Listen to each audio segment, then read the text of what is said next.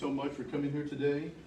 My name is Mike Labels. I'm actually the new executive director. I actually started May 1st, so I'm very new here. So again, thank you so much. This is my first Texas Navy Day. So again, we truly appreciate everybody being here, all the staff, including our amazing Director of Education, Shelley, for doing a wonderful job today, kind of getting everything prepped, including setting up all of our presenters. So again, thank you, Shelley, for everything you've done. You're welcome. We truly appreciate our board of directors for their support in this process, obviously for the Texas Navy, as well as the Humanities Texas and the National Endowment for Humanities for their grant in making this program happen. So we truly appreciate the state of Texas and the Humanities Texas for their efforts. I want to take 1 second to say thank our members, the generosity that our members have provided and continues support. Without our members, we would not be able to do the amazing free events that Shelley is able to present to all of our kids, as well as including something to this nature. We have all year round. So again, we truly appreciate everybody's generosity and continued support. Today we are doing something quite unique. We are actually going live on Facebook as well as on YouTube. So we truly appreciate all of those that are here today as well as online. So we truly appreciate your time, your energy, not only here in person, but also those that are viewing from afar. So we hope that you enjoy it. We look forward to seeing your responses. Now, obviously this is just the little brief introduction of myself, as well as some of the things that we have obviously got going on, but I wanted to take a moment to introduce our president and of the Board of Trustees, Tom Rodino. Tom is, he's our new president of Board of Trustees. Also, he was recently inducted to the Texas Navy. So again, Tom. All right.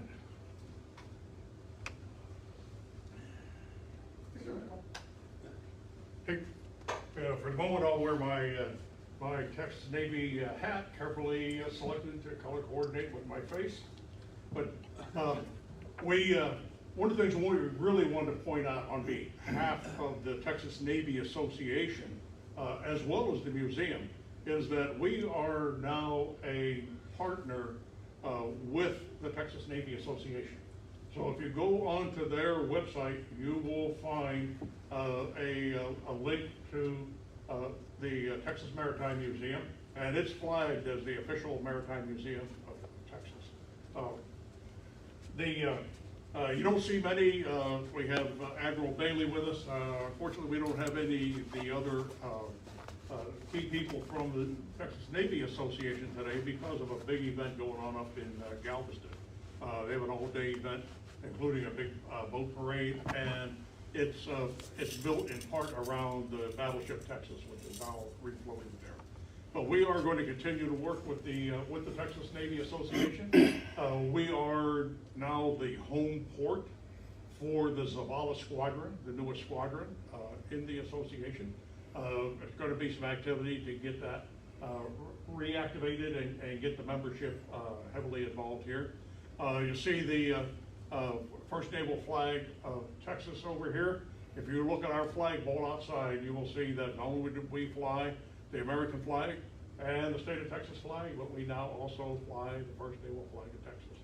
So at some point in the future, we're also hoping to connect with the association for more activities here, and even you'll be able to get some of their merchandise through us. And so with that, I'm going to turn it over to Shelley Nossman, who is going to introduce our speaker.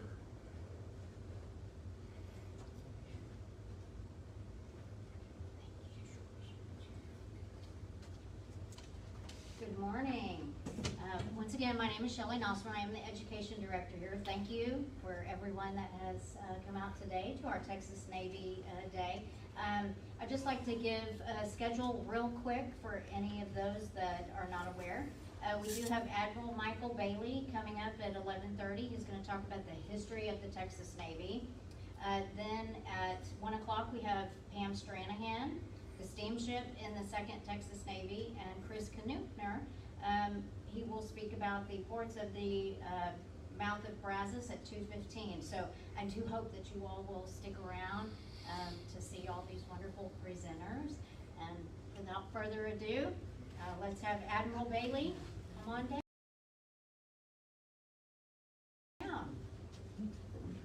Thank you. Hi, folks. Thanks for having me. Yeah, it's unfortunately, I don't know how we fix that. So, as you notice, me and Chris were dressed in various forms of the Texas Navy uniform. This is an officer's work uniform. And Chris is a sailor's uniform. So, let's talk about the current Texas Navy a little bit, because it's a great story. When it was formed as a publicity stunt. The governor of Texas wanted to promote Texas and everything we do, and a movie just came out, and it starred Ginger Rogers. So to promote Texas, he created the Texas Navy. He took the A&M band to California, picked up Ginger Rogers, a well-known Texan, and had a parade, and christened her as Admiral of the Texas Navy. She was our first admiral, was Ginger Rogers. So over the years, the Texas Navy has went through several different permutations. Our commissions are from the governor of Texas. We are charged with not only perpetuating the history of the Texas Navy, but also guarding and safeguarding and watching over the navigable waterways of the Texas. So if you are an admiral and you have a boat of some type, sometime in your life you may be called up for an event. So, to get started, two things. One of the things on board ship is a new way to communicate, so you need loud things that make loud noises. This is one called the battle rattle. Many of you might be familiar with these smaller versions that they use on New Year's Eve. This item actually saw service from the American Revolution up into World War I. So it was used for various things, called a battle rattle, and it's usually used to call soldiers to battle. The other one was a foghorn. This is similar construction to what we know as a duck call. It's a reed, a vibrating reed is what makes the sound. So imagine what you'd have to do to get in trouble where you get assigned to sat on a bow of a ship in the fog and sit there and do nothing but.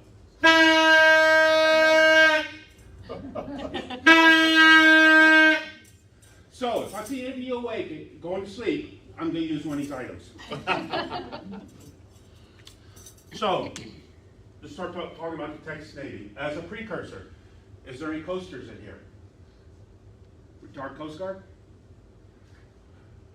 Before the Coast Guard, American Coast Guard was Coast Guard, one of the components was the American Revenue Cutter Service, which is actually a bigger service than the United States Navy. It was in charge of maintaining coastal waters, collecting tariffs and all that type of stuff, stopping bootleggers and what have you. Well, one of the ships, this is May of 1835, the United States government recognizes that there's something cooking in Texas in response to the Mexican government, Texas being a Mexican state. So they sent a Toonie-class revenue cutter down here by the name of the Ingham to keep watch on things. Well, Texas does mess up. It captures a ship called the Martha, and it's actually called the Martha Incident. And it's an American ship, and they capture the crew. Well, the Ingham sees this happening, swoops in, whoops up on the Mexican Navy, and secures the freedom of the people and takes us back to New Orleans. So when they get back to New Orleans, the New Orleans Bee, a newspaper at that time, writes this big story talking about how the American Revenue Cutter Service saved the Americans from capture of Mexico. And they said the captain of the ship shows the highest standards of semper paratus, always prepared. Well, eventually, the Revenue Cutter Service joins together with lighthouses, lighthouse tenders, life-saving stations and everything. That becomes what we know as the United States Coast Guard. When they choose their motto, they reach back to the War for Texas Independence and choose that motto, Semper Paratus. So the motto for United States Coast Guard is born out of the Texas War for Independence, Semper Paratus. So the Texas Navy was formed in 1835, and Texas Navy Day was first celebrated in Missouri County in 1954. The Daughters of the Republic of Texas established it as a holiday, and they started out as Texas Navy Week, eventually it becomes Texas Navy Day, and eventually it is written into Texas state law. So by law, Texas Navy Day is the third Saturday of September of every year. This is your second celebration of it. Last year you had a proclamation from the your county commissioners, and you should be proud of that. That means that the county commissioners not only recognizes this museum, but also recognizes Texas Navy Day as an actual holiday. So be proud of that and thank them for that wherever you see them. We see a lot of reference to the Texas Navy and early Texas money. I call it naked people money. As you notice, as we're showing you the money, you'll see lots of naked people. We're here naked people. Shelley has printed some reproductions for this back on the back table, so if you want to take some of that with you, you're more than welcome to. So this is the Texas currency. And you can always see this reference to something naval on it.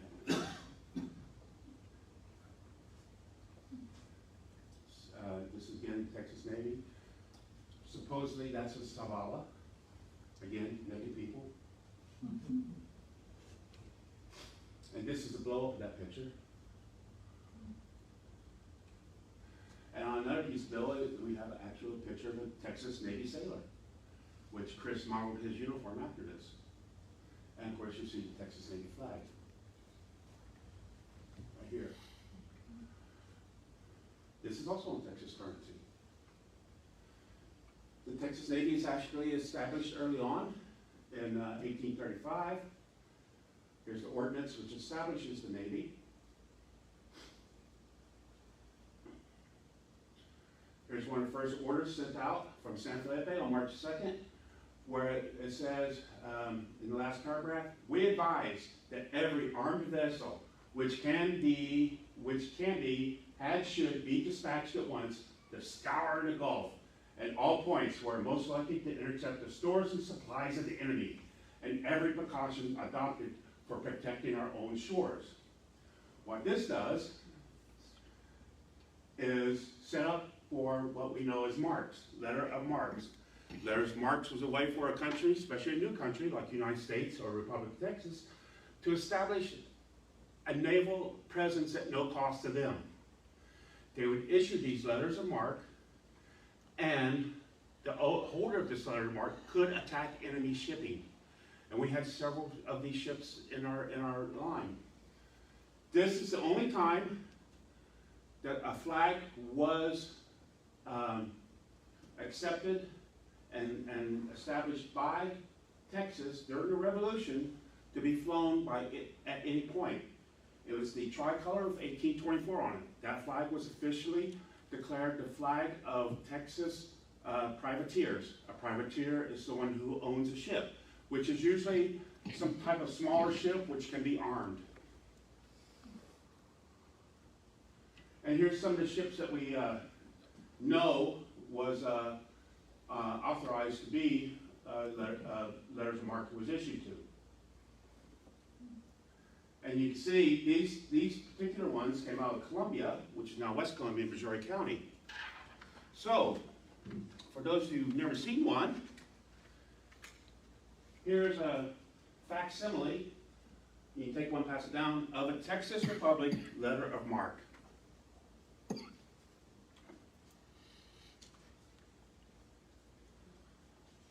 This is one of the early islands. Eventually this becomes the home port of the Texas Navy. And when Texas joins the United States Navy, the Texas Navy rolls over into the United States Navy. So port and all things that are owned by the Republic of Texas Navy is rolled into the American Navy, to include the officers. The only thing is that if you are a Republic of Texas officer and you continue service into the United States Navy, you are reduced to 2 ranks. This is the first flag of the Texas Navy. It was not approved until after the War for Texas Independence. It was one of 2 flags that was approved. This was the second one. The other flag that was approved is called the Burnett flag. You might see that around. It's the blue flag with the gold star in it. That was actually the first flag of the Republic of Texas. The current flag we have was not approved and flown until 1839. It is one of only 2 flags that was flown by an independent nation, which later became a state, the other one being Hawaii. Difference is Hawaii was a kingdom and Texas was a republic. Here's some of the little ships of the Texas Navy. These are really small ships that people don't realize. The Independence is significant. They're destroyed to Ingham. That's not the end of Ingham in Texas. Eventually, the United States sell to Ingham to the newly fledged Republic of Texas, rechristened the Independence, and becomes the flagship of the Texas Navy. Again, here's how big, look how small these ships are. Only 89 feet long. That, for those of you who do sailing, that's nothing. You know, that's not much bigger than a rowboat. But it had a full crew. It was well armed 6 6-pounders, 1 long 9-pounder, and she was eventually captured and used, brought into the Mexican Navy. All 4 of these ships that I'm going to talk about, they don't disappear fairly quickly. They do help achieve Texas independence, but they don't stay around too long. This is the Brazos. Again, look how tiny that ship is. It's 90 feet, longer than the Independent, but not much. The Independence was actually home ported at Velasco, which is at the mouth of the Brazos. Chris will talk to me more about that later. The Liberty, 75 feet. That's why it is said about the men of the Texas Navy. You go in the war in a boat that size, I know, is it a boat or is it a ship? But if you go to war in a boat that size, 60 foot long, you are truly a man of iron sailing in a ship of wood.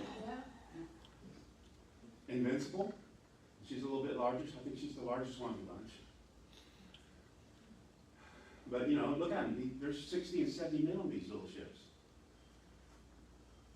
She's well armed also. 2 18-pounders. Now these are all smoothbore weapons, but they're really they can really pack a punch. They can stand offshore and pound the walls of some of the forts. Actually, the Yellowstone did that. I mean, the Brazoria did that in the Battle of Fort Velasco, which Chris will talk about. They would go into other ports and get supplies. Here's a bunch of medical supplies purchased by the Invincible in 1836. Then we have so those 4 ships disappear. Tornadoes, sinking, captured, they disappear quickly. I mean, hurricanes. Then we have the Second Texas Navy. This is the act which approves the purchasing of the boats and setting up as a Texas Navy. This is a much more substantial Navy. And you still have some privateers running around. One of my favorite pictures, Texas Navy guy recruiting down at Matagorda Bay. Now, if you ever go out and start collecting Texas Navy stuff, this is the rarest of the Texas Navy artifacts I've ever seen. There's a Texas Navy belt buckle, and I know of only one. And it's in a private collection. It was actually sold at auction some years ago when some Commodore Moore's belongings were auctioned off. So there is a Texas Navy buckle. Sometimes what they did, like with the Marine uniforms was American Marine surplus. They just took the American Marine buttons off and put Texas Marine buttons on. There was a Texas set of Marines, okay? And one of the things they developed was the horse Marines, which was a great story. A bunch of Marines found out that some Mexican ships were coming into Matagorda Bay. They jumped onto horses, rode down there, and one of the Marines spoke Spanish. He stands up to the beach, starts saying, "Help, help, we got separated from our army." They send a rowboat over to pick him up. The Marines jump the rowboat, row out to the ship, capture the ship, sail the ship over, capture the second Mexican ship. And thus is the birth of the Texas Horse Marines. So if you ever see this buckle, I've been trying to find some company that would reproduce these for us Texas Navy guys, but you know, it's just a classic buckle. You have a fouled anchor. When you see a rope like this, it's called fouled, and the Texas Star. This is the only one I know of. Here's one of the ways you got paid. You got these treasury notes. They became kind of problematic because they were issued a note, usually when they got discharged or something, and then you had to go find a treasury to cash it. Bob down the street couldn't cash it for you. So what ended up happening was, while this is worth $25, it was just a piece of paper. So they ended up, the person who held it ended up selling it cheaply. It's like they might sell it for $10 on the 25. And the buyer, once the buyer got a stack of these, it was worth that buyer's time to go track down wherever the treasury was and cash them all in, because he made money on each purchase. So we get a fleet of 6 vessels, schooners, brigs, and a sloop of war. Of course, all these are related to various things in Texas: San Jacinto, San Antonio, San Bernard's a river. Wharton was one of the leaders in the early Texas Revolution. So was Archer, and then Austin, named after Stephen F. Austin. And they were much more substantial ships.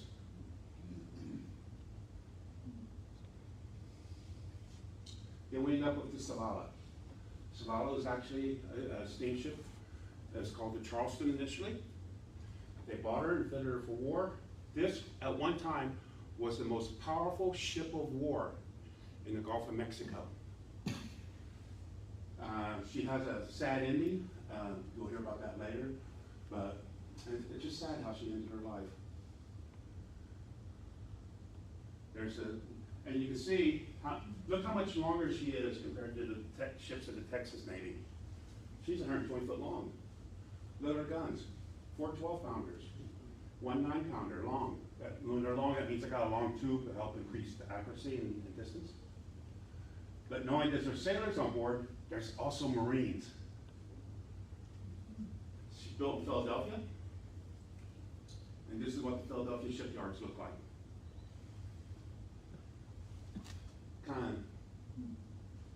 Kind of small compared to our modern shipyards, aren't they?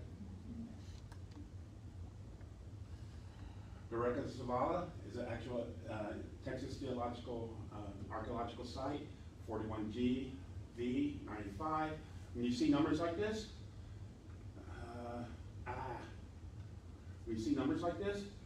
this is an archaeological designation of the site. So if you know that number, you'll find out about the site.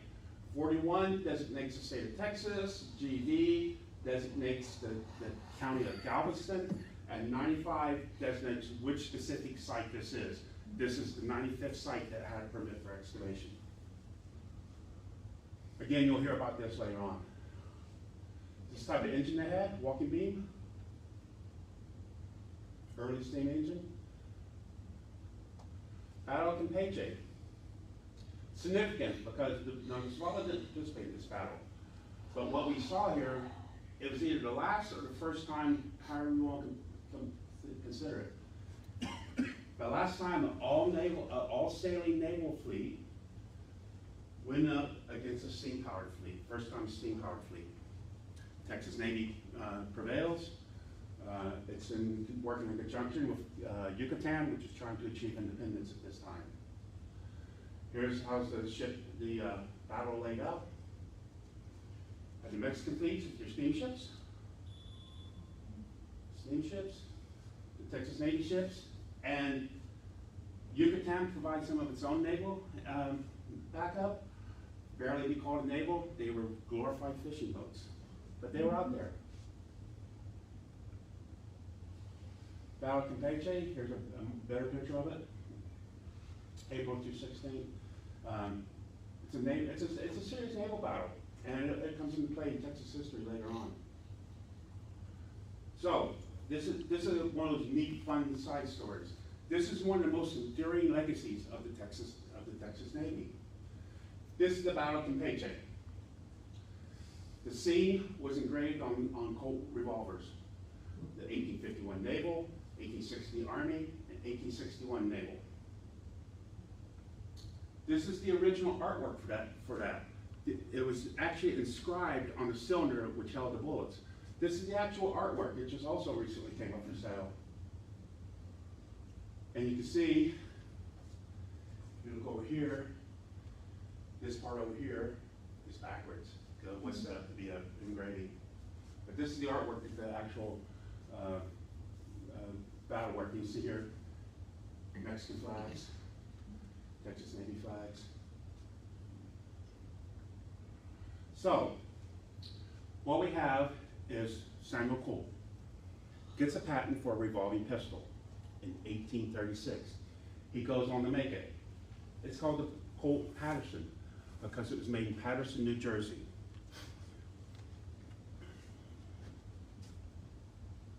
And here's a reproduction of it. It's really an elegant looking pistol if you think about it. What's one thing you don't see? Trigger, you don't see a trigger. He tried something pretty slick that didn't work out very well. So you index it, that means pull the hammer back, and the trigger's spring loaded. So when you fire, the trigger pops back in. That proved problematic. But the thing is, the Texas Navy bought these. And I'll have this up here after my speech if you want to look at it. Here's the patent for it. Is it a 5-shooter or a 6-shooter? 5. They're 5. Here's more details. He continues to improve the patent. Here's all your accoutrements you needed to keep with it. Here's one. This has got a shorter barrel. They did make those also. Now, for those of you who are collecting, this is one of those Colt Pattersons that just recently went up for sale in 2014. It's a little rare because it's got a shorter barrel. Ivory handles and silver inlay. So if you've got extra 300,000 laying around, you can own a Colt Patterson. It also came in a matching carbine. It was a smooth bore, and it also had edge problems. Because it's a revolver, you couldn't hold your gun, your barrel out like this, because if you ever had a chamber fire or something, all the force from these other things would go out here and burn your hand off. So you had to hold the gun back here. Now the other problem with that is how you loaded them. You had to load each chamber separately. So what you do is you remove this pin here with the screwdriver. You'd insert this in here, and this is how you load each chamber. Load, rotate, load, rotate. That's why this loading handle has a ring on it. Because you didn't want to lose your loading handle, so you tied a string to it and wore it around your neck. If you lost your ring, if you lost your loading handle, you couldn't load. If the spring broke in the pistol, the trigger wouldn't pop out. So basically you had a really nice club. So a chamber fire, is that when all of them? That's when all of them, all fired at once? through some mishap. Yeah. They later work on that and fix that. But these are black powder, and so when you load them, you had to seal each chamber with various things, either beeswax or lard or something like that. But things happen, you know. And so here's where the Texas Navy buys them in 1839. Authorized by Hunt, Secretary of the Navy, to buy them. They authorized Captain Moore He's a lieutenant in the Texas Navy. He joins in the American Navy. He joins the Texas Navy. They buy 130 of the carbines, 130 of the levers. That caliber, that's what I just showed you, is actually classified as a belt pistol. Or in military terms, Colt revolving pistol in naval caliber 36. 36 caliber was naval. 44 was Army. Bunch of cap, 130 cap primers for each pistol. Extracting levers, spring, extra, they did smart enough to buy extra springs at 20 cents each. Screw plates, taps, all kinds of stuff. So when all said and done, for buying 130 carbines and 130 pistols, Texas spent $12,000. Quite a bit for that time. Is that Colt's biggest order? That was Colt's only order. Colt actually goes broke making these pistols. His thought was he's going to make these revolving pistols, it's going to revolutionary warfare, and militaries will be buying tons of them from him. Two things happened. Army bought a few for experimental, issued them some soldiers in the Seminole War. The Seminoles ambushes them and takes all the rifles, well, most of them. So that didn't work out too well. And for those of you who've been in the military, you know how old military guys hate to change. They hate change. And I met other groups that hate change. So they said, we don't really want these pistols because the common soldier's not smart enough to use them judiciously. They will fire up all their rounds as soon as they can. Remember, in traditional warfare, a soldier was issued a musket, usually not a rifle, a musket, which was a smoothbore. They would issue anywhere from 3 to 5 rounds. An NCO was issued more rounds, so he could shoot deserters. And they would do volley fire, knock their bayonets, and then charge. For this time, fighting, everybody that fought on your European style fighting, it was the point of the bayonet that drove your enemy from the field of battle, not the lead of the bullet. Commodore, Captain Moore, later become Commodore Moore, he's got bottom. He also did other things for Texas Navy. Here's a really good map that shows depth of the bay from Matagorda. He leaves the Texas Navy, goes up north, and chokes to death. He's actually buried in Maryland, at Ivy Hill, I believe it is. You can see Lieutenant Moore, formerly of the United States Navy, and later Commodore Moore of the Texas Navy. Now, Commodore is a neat term. Commodore is not actually a rank, it's more of a title. A Commodore means that you are in command of a bunch of ships. You can technically be a captain and be a Commodore.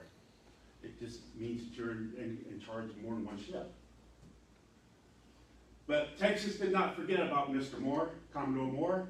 This is a Liberty ship built in Houston, named Edwin W. Moore.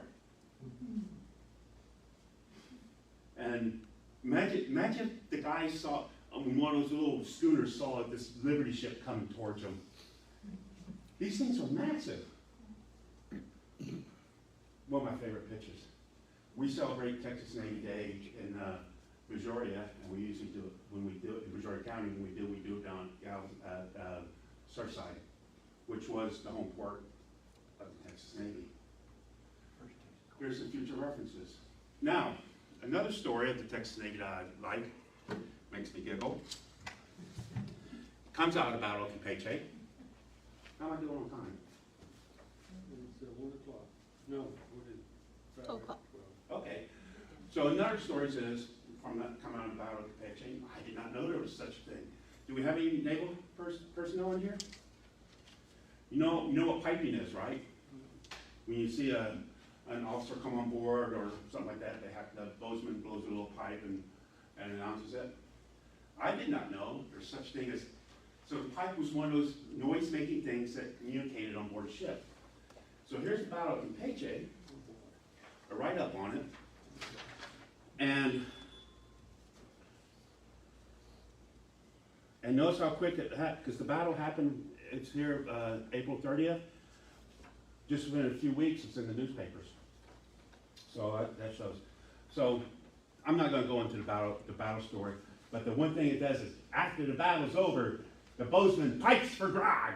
So, so after the battle's over, the guys go off and they have a drink.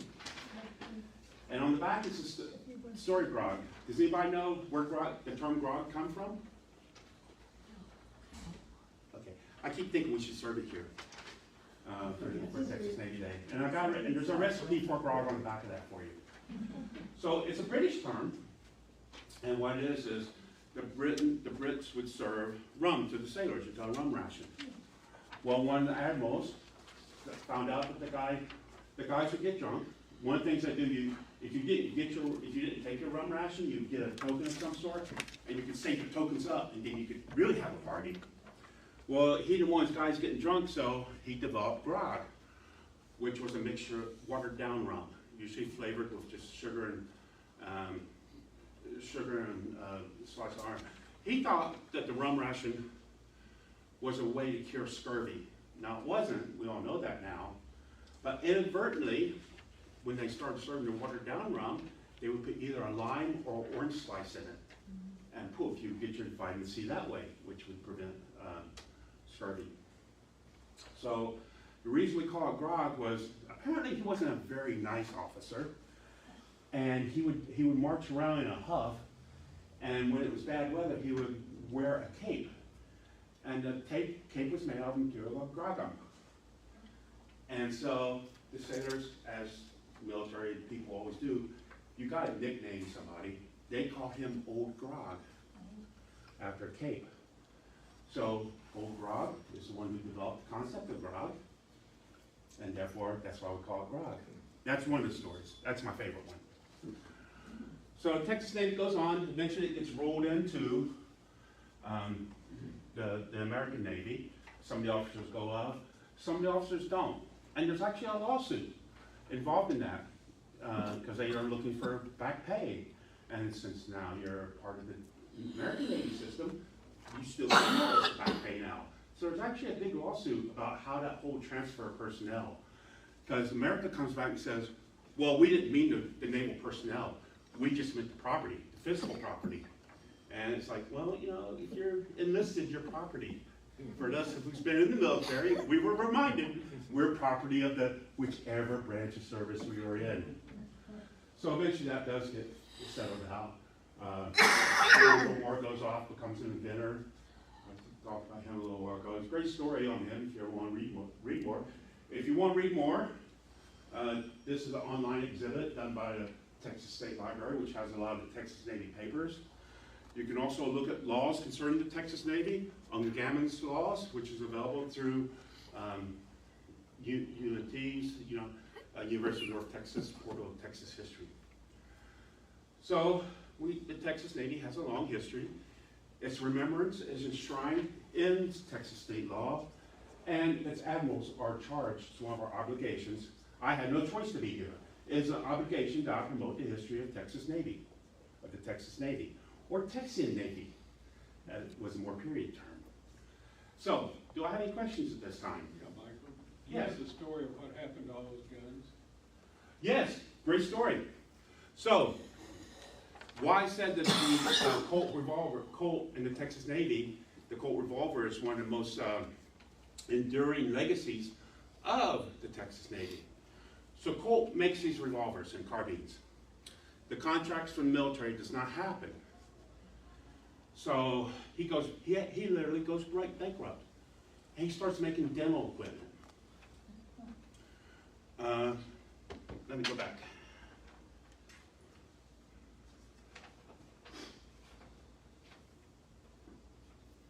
He makes demo equipment. Now, eventually, the Texas Rangers, who are different than the Texas Rangers we know today. The Texas Rangers were actually formed 6 months after Stephen F. Austin formed the militia in 1823. He formed 2 groups of mounted militia to range, realizing, especially after the Fredonia Rebellion in North Texas, that the militia guys can't march to where they need to be on very quickly. So he forms the Texas Rangers. Texas Rangers are mounted militia. They form more of a military standing than a police organization. The Texas Rangers we know now came about in the 1870s. So, the Texas Rangers, here, that picture, they decide to go on an expedition against the Comanches. They go to the Texas government and said, we need guns. We need lots of guns. What do you got? They said, well, we have these revolvers the Texas Navy's been using. You want some of those? And they say, sure. So they pick up their revolvers and head out west. This is the Battle of Chimney Rock. One of the methods that the Native Americans would use when attacking soldiers this time was, knowing that it was a musket, they only had the one shot, and then they had to reload, which, if you were really, really good, and it was this Army standard, you could get off 6 rounds a minute. Remember, they're muskets, they're not rifles. So they're smooth bores, so they are easier to load. So they wait till the first volley happens, then they would charge in. So that happens at Chimney Rock, they charge in, and poof, the Texas Rangers say, well, here's 4 more rounds for you. Decimate the Comanches. So they come out of that and say, we love these guns, we want more, give us more. And they said, well, you know, you can't get any more, this is it. Colts went out of business. So the Texas Rangers actually send a delegation to Mr. Colt and say, we want more guns. I don't make guns, I make dental tools. If you want a drill, I'll sell you a drill. But they keep hassling them. And eventually says, all right, I got a friend, let's see if we can make this happen. He goes to the son of Eli Whitney, who's also an industrialist, and says, can you help us out? And Mr. Whitney says, I will help you. I will set you up. We will recreate the dies, and you can keep everything if you let me have the profit from this sale to the Texas Republic of Texas. Now, this is probably one of those deals where somebody's kicking themselves because who knew that the Colt would become the standard it did. So when Colt went back into manufacturing, the guys from Texas says, all right, it's not enough that they're getting the weapons, you know. It's like, all right, now that we're getting them, we want these changes. The spring-loaded trigger is problematic. We want more traditional style with the guard. We don't want the detached loading handle. We want an attached loading handle. And we want 6 rounds instead of 5. Of course, you know, you always want more rounds. So Colt obliges them and makes some changes. He makes them in 3 different calibers though. He makes a pocket pistol, which is literally what it sounds like. It's a pocket pistol, usually 32 caliber. On the cylinder, that one has one. On the cylinder, there's that engraving I showed you. He does a stagecoach scene from Texas. On the 36, which is classified as a belt pistol because you wear it on your belt, he does the Battle of Campeche. On the 3rd pistol, which is classified as a holster pistol because you wear a brace of them, 2 of them, tied to the pommel of your saddle in big holsters. They're monsters. They weigh like 7 or 8 pounds. Did anyone ever, I like when I could tell you in a modern movie, did anybody ever see the movie True Grit? Either the recent one or the one with John Wayne. You remember that giant hog leg of a pistol the little girl was carrying? That was a Colt Dragoon. Dragoons were mounted infantrymen. They would ride to battle, dismount, and then go into battle. That was a Dragoon. So that's why she was the only one that had one, because that wasn't a pistol you slapped on your belt and carried around. You carried it on your holster on the pommel. So on the Colt Dragoon, he inscribes the Battle of Chimney Rock. These inscriptions appeared on Colt revolvers until the 70s as a tribute to Texas. So besides the Coast Guard and Semper Paratus, a legacy that's been going on for well over 100 years now, the Colt revolver is also its legacy coming out of Texas. So we can say if there wasn't a Texas Navy, we wouldn't have a Colt revolver. I'd say if there wasn't a Texas, because while the Texas Navy did buy the original ones, the Texas Rangers made it famous. Right. But we had to have that first order. Yeah, you had to have that first order. And that was the only big order he got. he did not get any more. Like I said, military men at that time said, enlisted men are not smart enough to use a multi-fire weapon. They will shoot up all their bullets. As a matter of fact, when Texas was deciding upon the weapon systems that it was going to send out to its military, it was actually a choice. There was a choice between these revolving pistols or another weapon system called Congreve rockets, which was a fine British weapon. You all know, each and every one, you know of a reference to Congreve rockets. And a rocket's red glare. The British were using Congreve rockets, and they had actually built what was called rocket ships. The ship that fired upon the fort for where it was Key wrote the national anthem was there was a ship in the bay called the Cerberus, which had multiple rocket launching pads on it. So those are the rockets red glare. And Koss had rockets in San Antonio when Stephen F. Austin captured it, and Santa Ana also. You ever see the recent movie, The Alamo, where they fired rockets? Those are Congreve rockets. So the choice was between the Colt Patterson or Congreve rockets.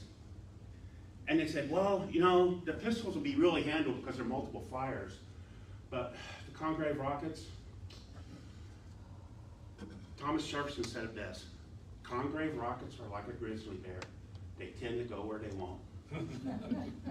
So while the pistols were practical and usable, the comment was made, those Congreve rockets blowing up over them would just scare the Jesus out of Native Americans. So Texas chose Patterson over Congreve rockets. But they could all five go off at once. Hmm? They could all five go. Well, they could fire 5 rounds if you had a chamber fire. Yeah. It all went off. Blew your hand off. Yeah, it was not pretty. And you can see right here, here's the engraving I'm talking about. You'll see it on this pistol. This is a reproduction, so you can handle it. Is there any more questions?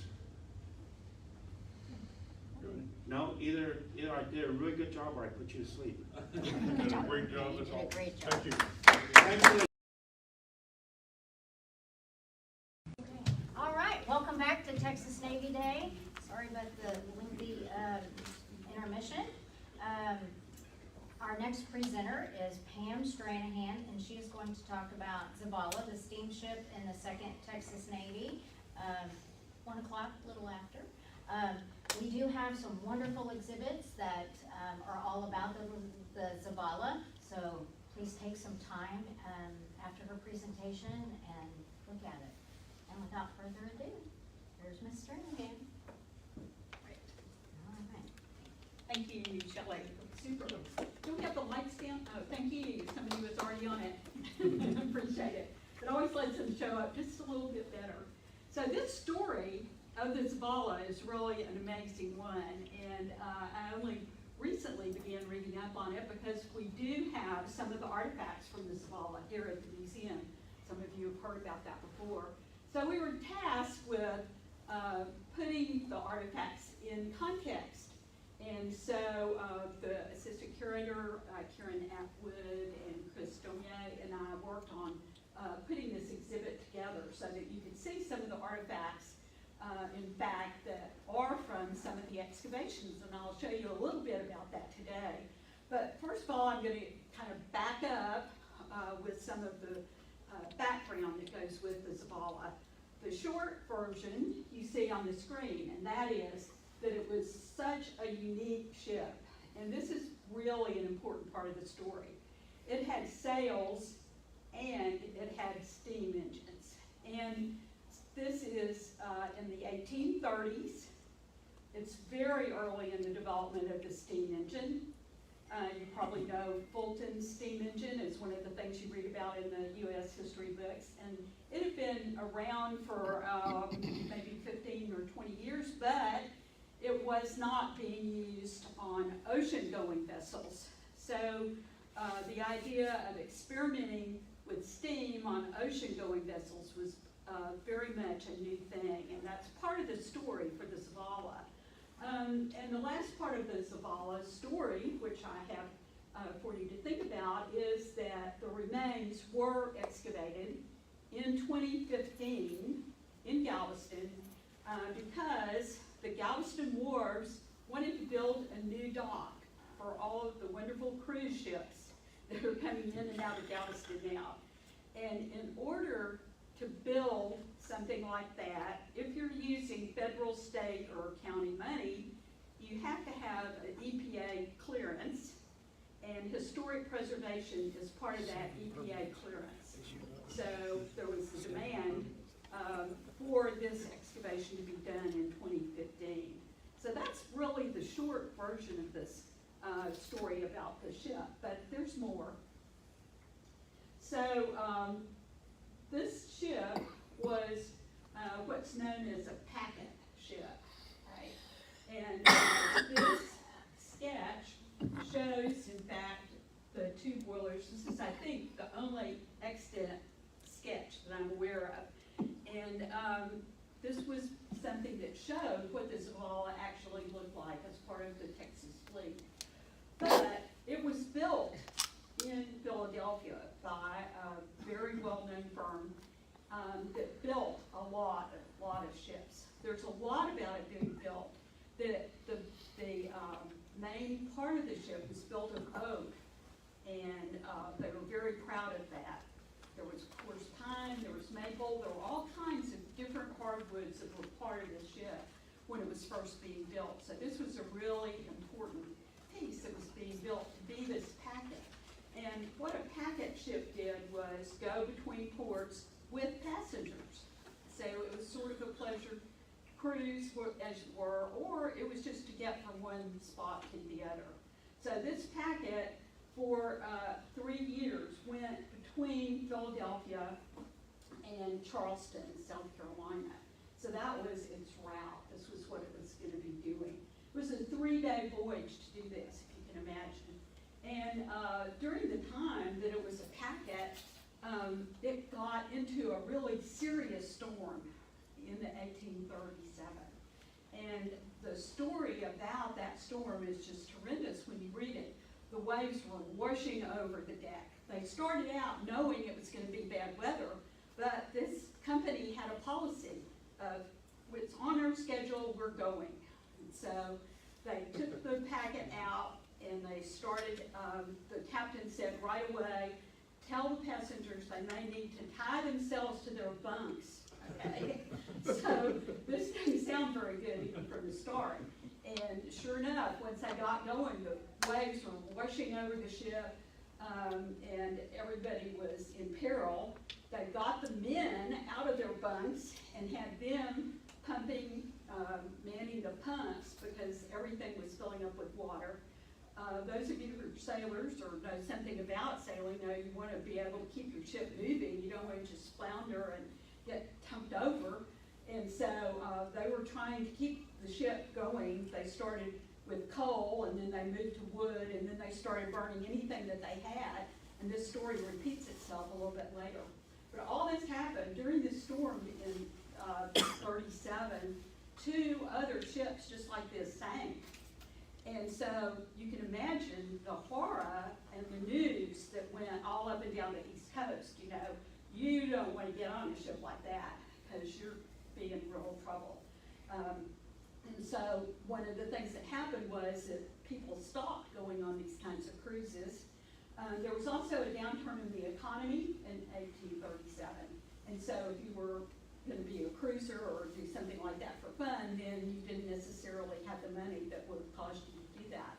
So this ship was then sort of available, okay, and it changed hands a couple of times.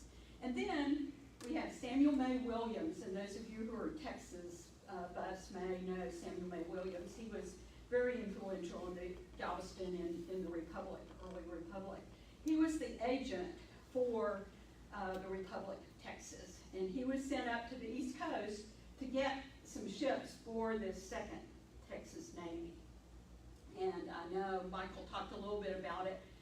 this morning probably about how important the Second Texas Navy was going to be. The First Texas Navy, of course, protected the coast during the early Revolution, but Sam Houston, being elected president, was not too interested in the Navy, so he just let it go. But then when Lamar came in as the second president of the Republic, he was interested in the Navy, and he recognized how valuable it could be, because they had not really gotten the go-ahead from the Mexicans, okay? The Mexican Republic still thought that Texas was part of it. And so all of the Texians were afraid that Mexico was going to launch a campaign from the coastline, okay? And that would make sense, because if you have to come from Mexico, from Monterrey, from Sotillo, wherever, and come across what we call the Wild Horse Desert, you're going to be in trouble. And Santa Anna, of course, did that when he marched to the Alamo, but it was not the preferred route. If you could bring your troops in by ship and then supply them by ship, then it was going to be much better. So everybody in the administration for the Republic of Texas knew that there was a potential of an attack from Mexico by water. And so they were very interested in the Second Texas Navy. And so Samuel May Williams had permission to go to the East Coast and buy what he needed to in the way of new ships. So that's what he did. He bought this ship, which was called the Charleston, and he bought it in Philadelphia. They had it refitted in New York, and then they started back down to Texas with it. So it was refitted, and it's a little bit confusing exactly what happened in terms of what munitions it had on it. I've got 3 different versions of what guns or cannons that they actually put on it. And so I'm just kind of giving you the middle version here. They supposedly had a long gun, 2 long guns, one an 18-pounder and one a 12-pounder, and then 4 or 5 medium 18-pounders. So they were pretty well armed, and when you look at the model, which is over on the side wall, you'll be able to see, you know, the placement of some of those cannons. Again, there are a lot of different stories about what size cannon and how many cannon were put on this ship. Now, here's a spoiler alert. It didn't really matter, because they never used the cannon. Okay? So we got this Texas warship that's being outfitted, but it never actually fights in a battle. That's coming up. So I thought it was kind of fun. I found in some of the documents that I was reading that it had 126 crew members, and this is the pay for the crew at that time. And then I converted it to today's value. So the Marine privates got $231. Experienced seamen got $396. This is a month. The midshipmen got $825. Bosun got $1,320. A lieutenant got $3,300 a month. Hey, if they're sailing, they've got room and board. What do they need the money for, right? So this looks like not too bad. And then the surgeon, of course, was as valued as the other officers. So they sailed then from New York to Galveston, and they do all right. It takes a month. They stop at different ports all along the way, and they stop in New Orleans and get checked out again, because really most of what went on with the Texas Navy was getting refitted in New Orleans. They didn't really have that much of a Navy yard in Galveston, even though it was their home port. So we have this ship stopping along the different points. This is just a sketch of Galveston in 1840. I thought it was kind of fun. So then, the situation in Mexico, I have to bring politics in just a little bit. Santa Anna is back, and so this group is called the Centralists, and they want a concentration of power all over, okay? And then the other side of this story are the Federalists, and the Federalists are those that want sort of quasi-independent states as part of the makeup of the Mexican Republic. So you have the Centralist with mainly Santa Anna, and then you have the Federalist. And the Federalists begin with a lot of little pop-up republics all over. So there's a pop-up republic in the Northwest, there's a pop-up republic in the East, and then there's a pop-up republic on the Yucatan. And so what happens, President Lamar, president of the Republic of Texas, and the Commodore Moore devised a campaign that's going to help the Mexican Federalists, because we're certainly not going to back Santa Anna in any way. And it will also gain some funding for the Texas Navy, because the Texas Navy was expensive to try to operate, maintain, pay the sailors. They were always having problems with trying to find enough money to keep the Navy going. And so the idea was that the Texas Navy would come along the Mexican coast and blockade it so that the Federalists could take care of business on land, and the Centralists wouldn't be able to come in by boat. Okay? Now that was true for a little while. Then there's the pastry war that involves the French. I'm not even going to bring that in, but the Mexican Navy gets wiped out. It's an amazing story. So in 1840, this new Second Texas Navy sails down, blockades the coast, does its job like it's supposed to, and then the advantage of the Zavala, remember, it's got steam, so it doesn't have to have sail, doesn't have to have wind. And the other ships in the Second Navy are all have sails. So to maneuver at all is tricky for them.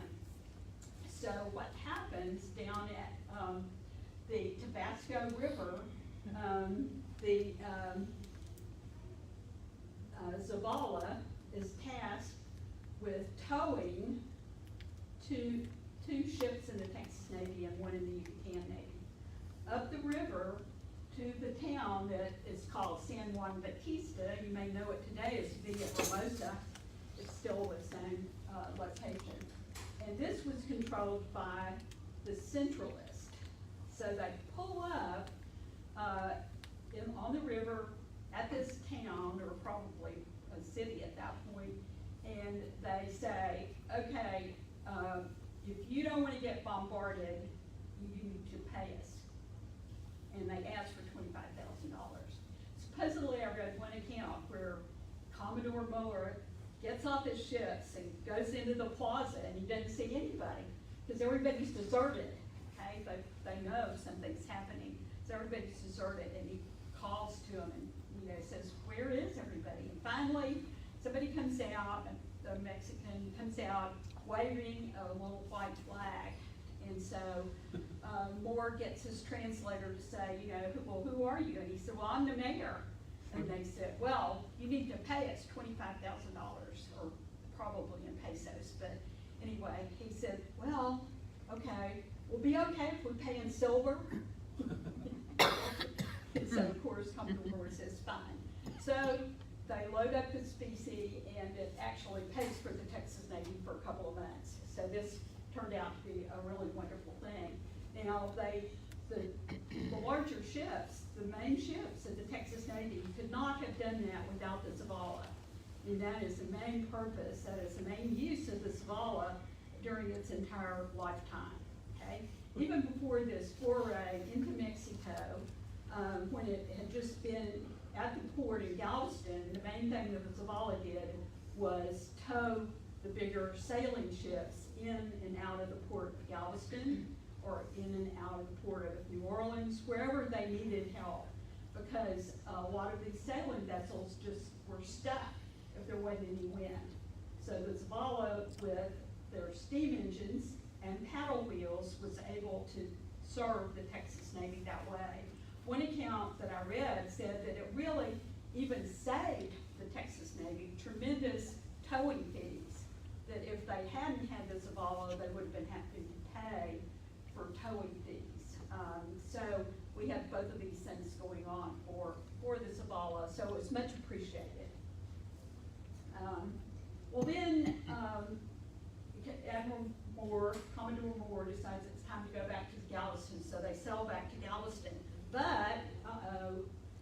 Zavala, formerly the Charleston, gets caught in another storm, okay? And this was supposedly a 5-day storm in the Gulf. Again, the account is, you know, the water is washing over the deck. They're trying to stay on task going forward with their steam engines and paddle wheels. And so they use up all of the coal. By the way, they had been supplied with new coal down in Mexico, so they did have a supply of coal.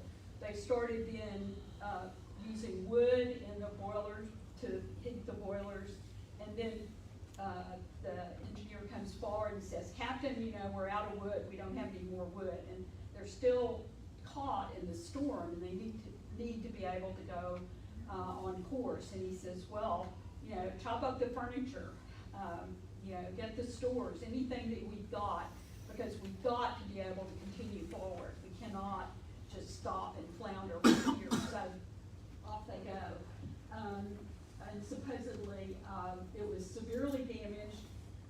It limps on into port and is able to, actually what the reports I read said, it ended up at 2 knots an hour okay, by the time it gets to Galveston in the port. And its top speed, I've read 2 different things. One was 9 knots and one was 16 knots, which sounded like a lot, but I guess if you've got both sails and steam, you might be able to go to 16 knots. I don't know, you sailors are gonna have to tell me about that.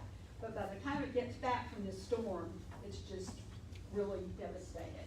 So it gets there, but it never gets repaired, okay, after this storm. Essentially, what happens, we have a change of administration, okay? For one thing, the Republic of Texas has no money, but also Sam Houston gets elected for another term. So we've had Houston, Lamar, now we've got Houston again, and he is again not interested in the Navy. So the ship then sits in Galveston Harbor. It's of little use to anybody, although Commodore Moore is lobbying with everybody he can to get it fixed because of the value of this steamship. Very valuable to the total fleet, which at that point had about 6 ships in it, I think. Again, this is a scene in Galveston. It sat idle for a while, and then it was scuttled in 1842. This is 2 years after it had been in Mexico. In 1842, it's actually grounded. Okay, so it's driven into the shore so that it won't totally sink. So it's like they're sort of leaving it there, like they might get around to repairing it at some point, but they don't. So here it is stuck, and then it just continues to sink into the shoreline, as it were. But in 1843, we're still the Republic of Texas, and we still don't have very much money. So they begin selling off everything that they can. And there are even records that talk about the auction of 1843. So they sold off what they had of the paddle wheels, they sold scrap metal, they sold decking, they sold everything that they could. And so they really wiped out most of what you would expect to find of the Zavala at that time in 1843, okay? But not everything.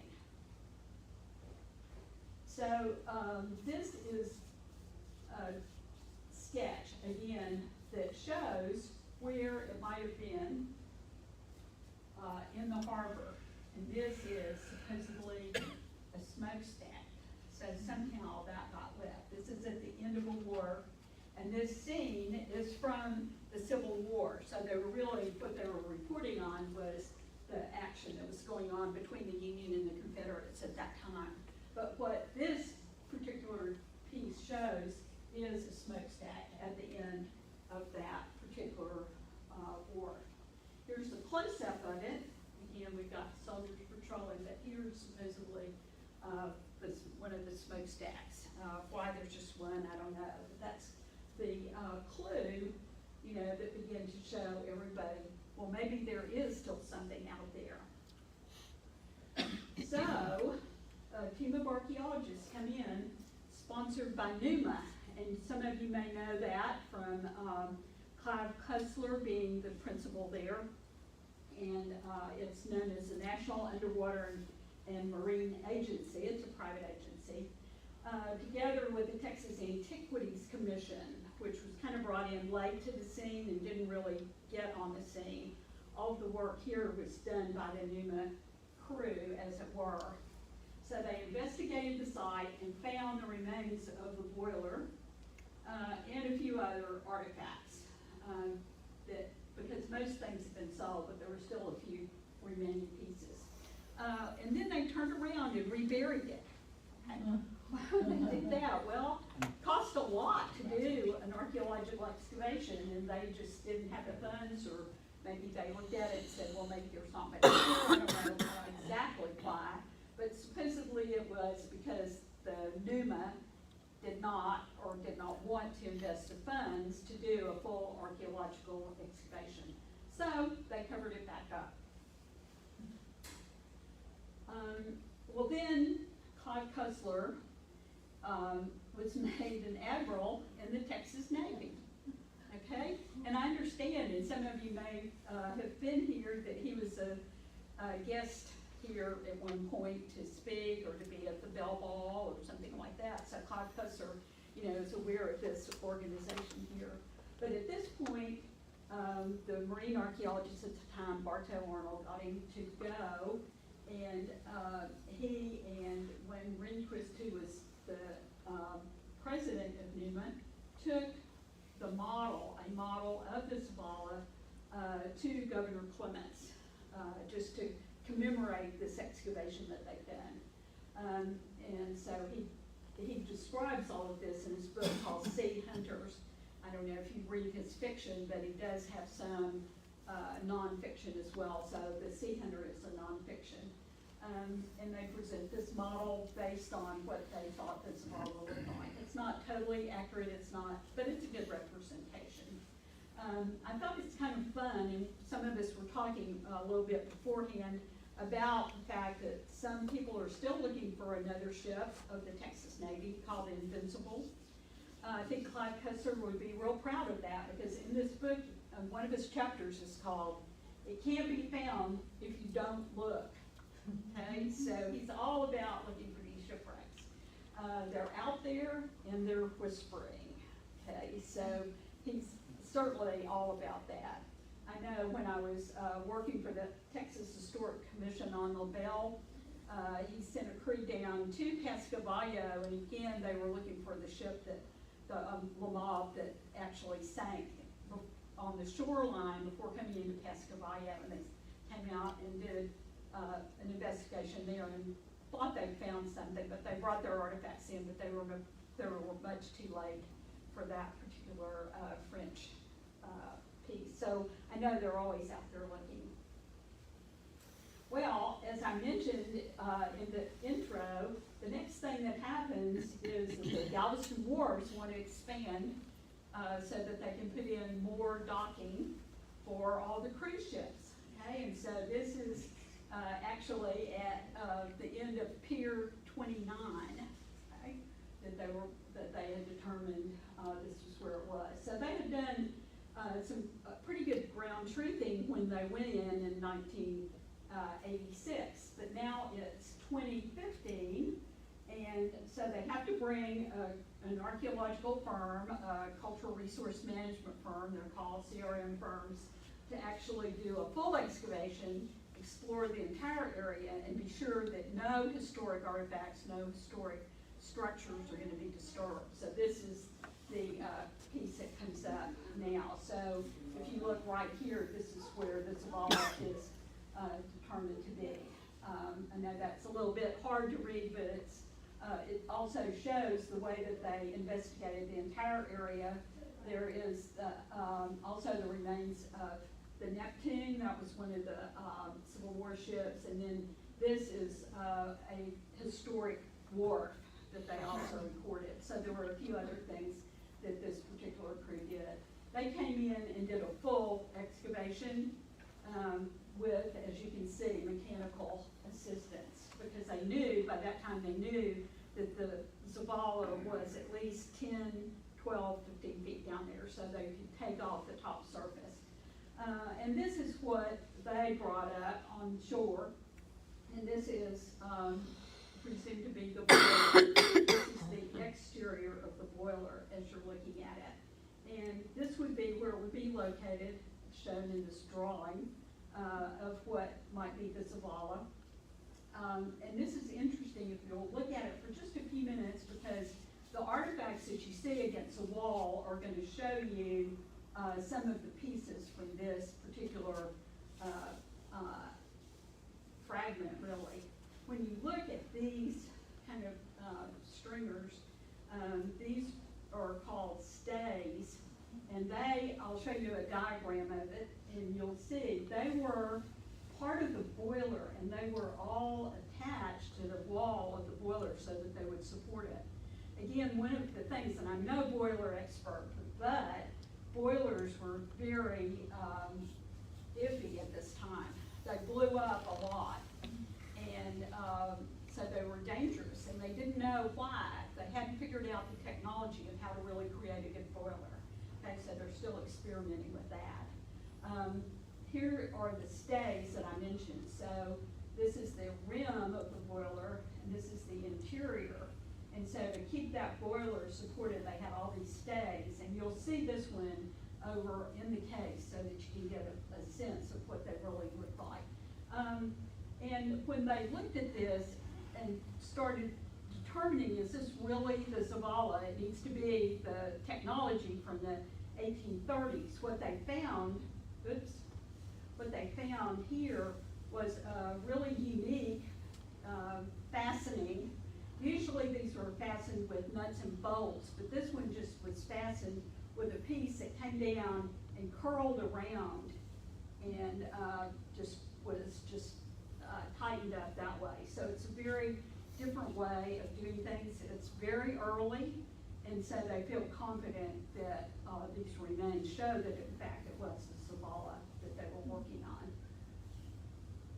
And these are some of the pieces. They're not too exciting to look at in terms of aesthetics. Okay, you're not going to do a work of art based on these pieces, but they're over here in the cases for you to see. And the main thing that they're going to show you is that the riveting on it is irregular. Okay, so that's again early. This is before you have machines doing this kind of thing. So these are hand wrought. Reading up on it, I learned that it takes usually 3 people to put in a rivet. So one person gets the piece hot, brings it over, and then 2 other hammer it in. So you can imagine this was a lot of hand work, and yet it turns out to maybe not be so strong in a lot of instances. And over here again, you have a piece that shows some of the construction. They're trying to figure out how to make it stronger, okay? How to keep that boiler from blowing up. So they're doing a lot of experimenting with this. Later on, they'll do this with machines. It'll be more regular, and it'll just be a totally different technology. Well, not totally, but a different technology. So this shows how old it really would have been. Again, this is the model that you're looking at, but what I wanted to show you are the boilers you do under the deck, and then you've got a walking beam that is attached to the engine at the walking beam, and then that will cause the wheel to go around, the paddle wheel to go around. So again, this is a drawing that shows you. This shows a vertical boiler. Those boilers were horizontal, coming up for the walking beam and going down to the paddle wheel. So here you are. You can find all kinds of things online with how this would work. Again, the boiler on the Zavala would have been horizontal, not vertical. Oh, that's cool. But it would have been essentially the same technology going on.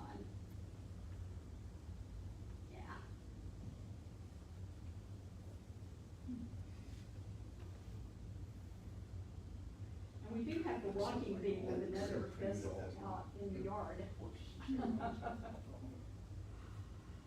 Okay, the other objects that we have that are over for you to see in the cases are copper alloy. Again, you can imagine that copper is going to be something that's going to last better. So these were part of the ship that would have been, especially would have been underwater. So if they could, they would have a copper alloy. This is probably a copper zinc combination because copper was really expensive. In fact, some boilers during this time were copper, but they were really so much more expensive that they were using the wrought iron as well.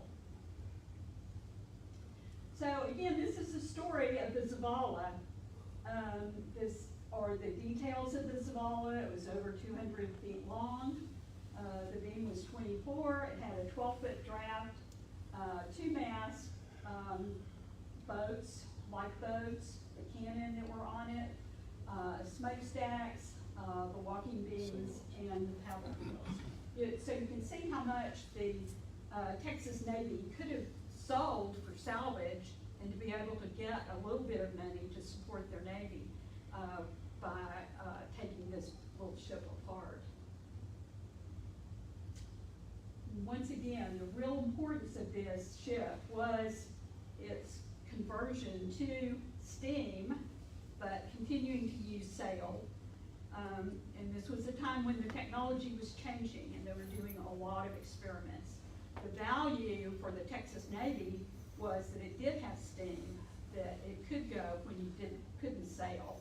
But also, each of the paddle wheels operated separately, so you could turn. You could didn't have to just keep going in one direction like a sailing ship would go, but you could maneuver your steamship in that sense. And then it's the only remnants of anything from the Texas Navy, from the Republic of Texas time period that we have, that we can say was really part of that early second Texas Navy. Thank you.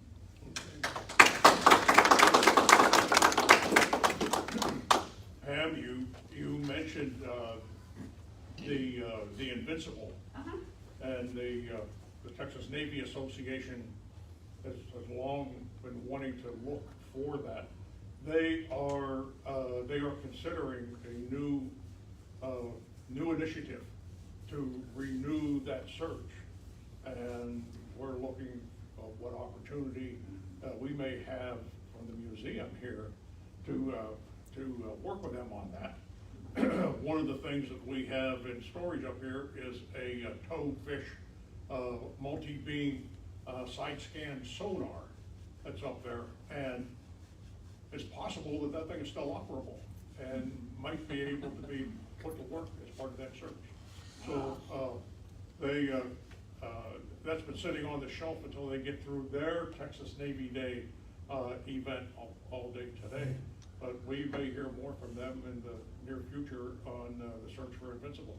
Oh, that'd Do be they have a interesting. clue where it might be? What's that? Do they have a clue? I where think it might they be? have some general idea where it might be. Andy Hall's been working on that.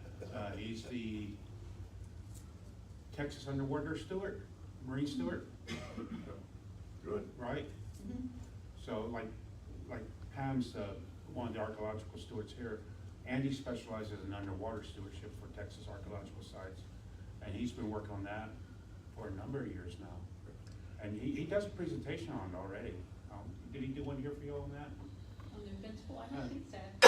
Yeah, he should ask Andy down to do a presentation on where that stands now. Yeah, Andy Hall is a wonderful historian on all sorts of things, Navy and naval, and certainly has been one of Shelley's presenters over the years. He also was one of the first curators here at this museum. Oh, I didn't know that. So, very early on, yeah, right. In the, I He's guess, a good late speaker. 80s, You'll early enjoy it if 90s. you haven't heard it. Yeah. Where does he think it is? Some sandy point over on the east end, I think. Does that sound Sandy right? Point on the east end, okay. There- Chris? There is a published archaeological report that talks about an early phase of that search. And I believe they believe it's buried on the end of Galveston Island under what is now beach. Mhm. Because the sand has accreted over the point where it lay. So I don't think a sonar side scan will find it because it's buried in the dirt. Yeah, and unfortunately, ground penetrating radar is not very favorable to sandy spots either. So that report discusses that, if y'all want to look for that. Good idea. I'll send Pam the Super. link. I think I have a copy on my computer of that. Oh, send me a copy too, please. Yeah, Okay. great, okay, so We just need a bunch of people to shovel. Oh, it's big. It's gonna be deeper than what you can do with a shovel. And where it's at, they might have to build a coffer dam for it, like they did to the Bell. Right, well, I guess if they can identify something down there, that would be worth it. Brad will be sitting in his boat on the, in the water, right, watching. Okay, well, thank you all so much for the interest. It's really fun to do this kind of research, and I hope you will look at the artifacts and the panels over here. A little bit more of the artifacts are in the illustrations that you see over there, and again, the short version of the story that I've given are all on the panels over here. Great work.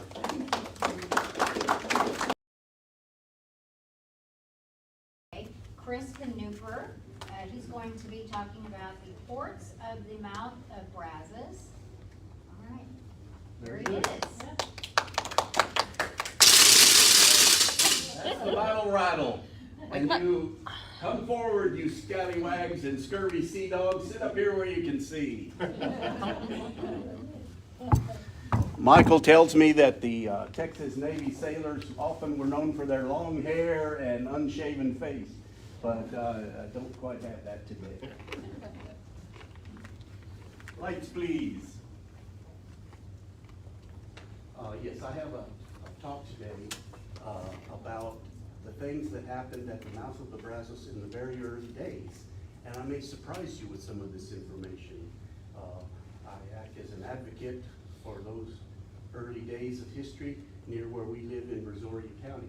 I belong to a number of organizations that you see up there, and over time, the confluence of all of those interests has caused me to do some research about the forts at the mouth of the Brazos River. There were at least 4 of them that were all called Fort Velasco. And this has led me to find out a whole lot of other information about old Velasco. So I'm going to try to tell you the part today about how the Brazos was an early port. The picture that you see here is a photo of a diorama that once existed at the Brazoria County Historical Museum. The diorama is no longer in existence, but to me it's about the right proportions for that fort. There are many artist renditions of this 1832 fort, or the first Fort Velasco, but this is the one I like the best, so I use it on my title slide here. We're talking about the Brazos Port area.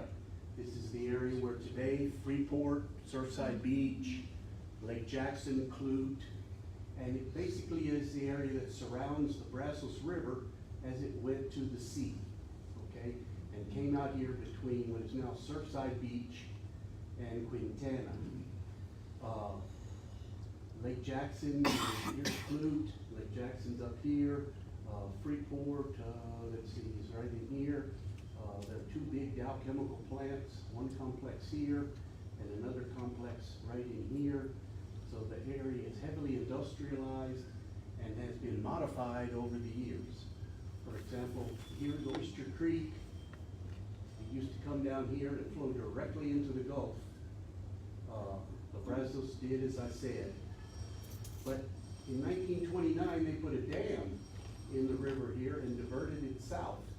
We call it the New River, so that it wouldn't wash away the wharves at Freeport here, and the town of New Velasco, which existed on this northern bank over here.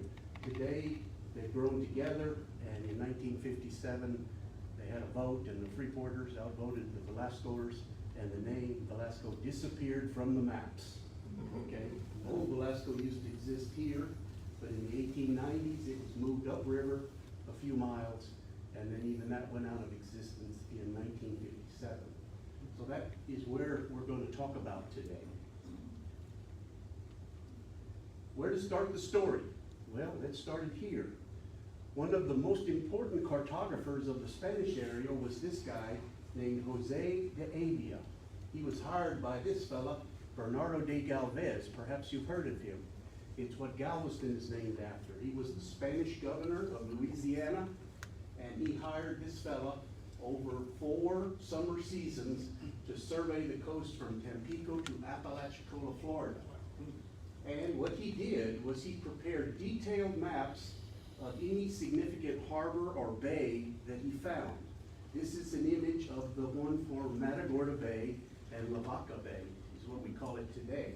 So you see Lavaca Bay up here.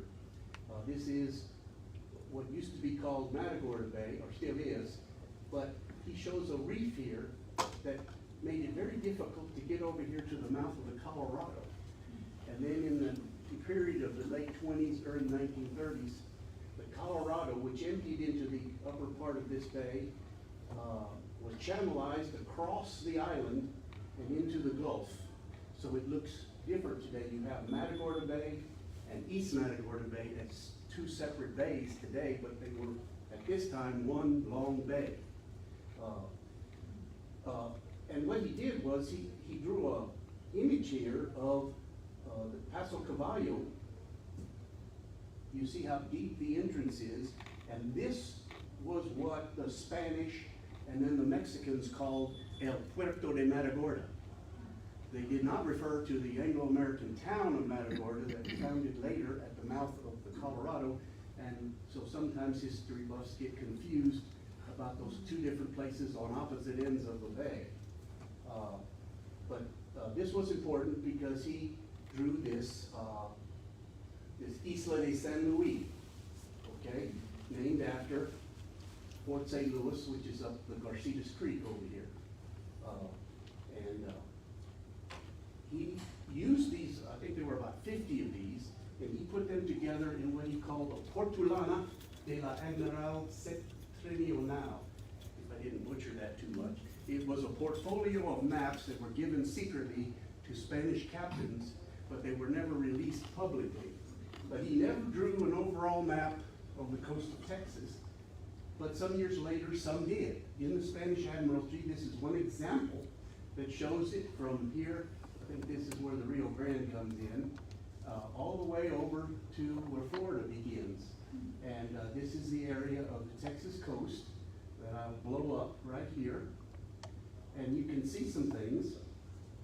This is Sabine Lake up here with the Neches and the Sabine running into it. This is Galveston Bay, East Galveston Bay.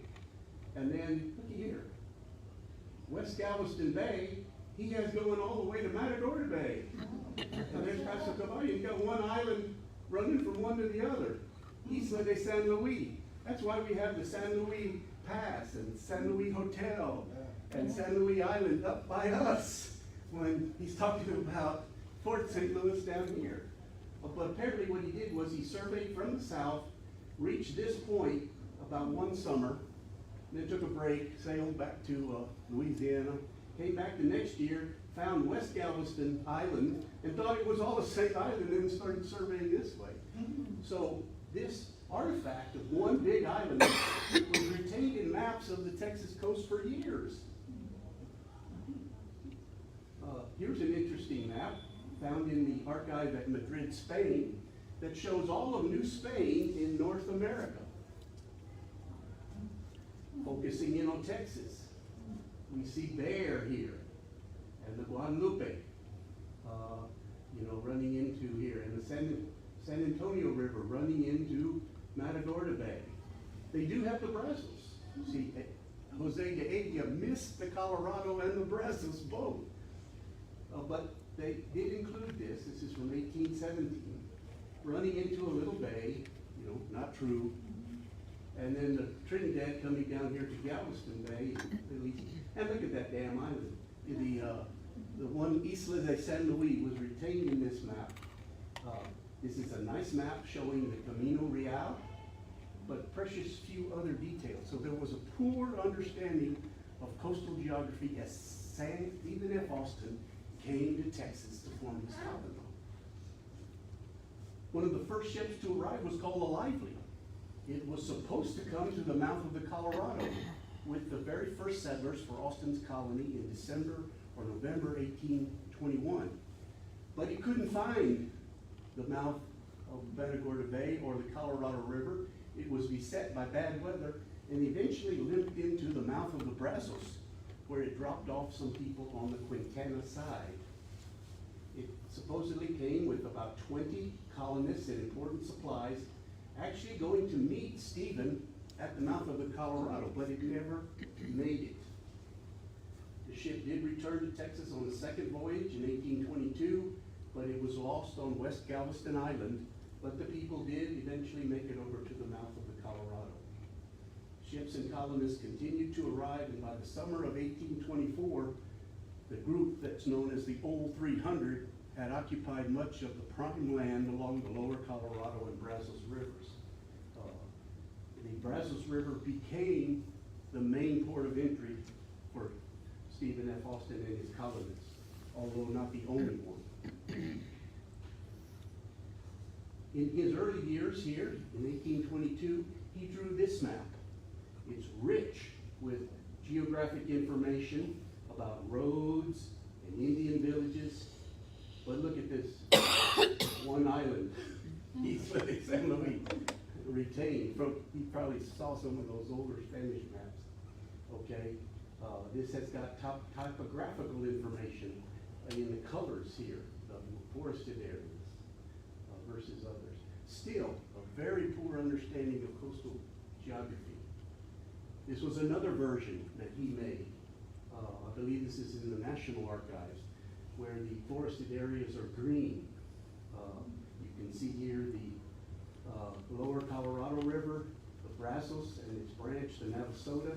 This is the San Antonio Road here in Nacogdoches. And even north of that, he showed forested areas, which today I think have become fragmented. Again, one Isla de San Luis. But in the years after that, I would like to focus about the so-called El Puerto de Galveston. Did you know that it was first formed at the mouth of the Brazos River? I'll tell you. Stephen pleaded with the Mexican government, first in 1823, and then again more seriously in 1824, for a port, and they finally got around to it about a year later, and they authorized the second authorized port on the coast. The first was La Bahia de San Bernardo, or what today we call Matagorda Bay. The Spanish king had granted that in 1805, but the Mexican government authorized a second one to be El Puerto de Galveston, but they didn't specify the location. This is the actual decree. It has three main points. The Port of Galveston is temporarily open for business. It will have a maritime customs house, and the government, as soon as possible, will try to get the indispensable data in order to select the place where the port should be established permanently. Okay? So this arrives in Stephen's mailbox there in October 1825. So what does he do? He immediately goes forth and surveys Galveston Bay and Island. He hired a ship, a little sloop. This is not an actual picture of it, but something like this was called the Mexicana, and a rowboat from the sawmill at Harrisburg that was run by Harris and Wilson. And over 16 days in February 1836, he surveyed that with his crew. It resulted in an improved chart of Galveston Bay and Island, although the chart was forwarded to the governor at Saltillo and then to Mexico City, and nobody's ever seen it again that I know of. Austin had been asked earlier by Mexican authorities to seek boats for the use of their detachments, like down at El Puerto de Matagorda, there where Port O'Connor is today, okay? And he actually purchased the boats then from the sawmill after he was done with them and transported them down to Balandra Point. I don't know where this was, but I think it was the lower San Antonio River in the little landing that came to be known as Sabanito. So this was interesting that he did this. So then Stephen writes a letter back to the governor in Bear.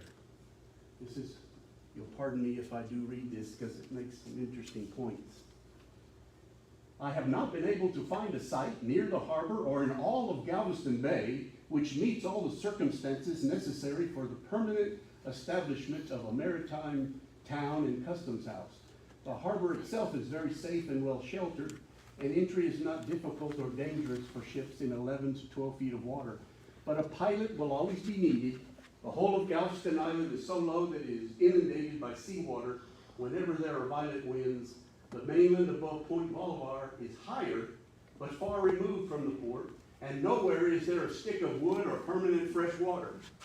Now, of course, you know that Stephen was always very diplomatic and loquacious, so he says this in many words, hey, there ain't nothing good at Galveston Island or Bay.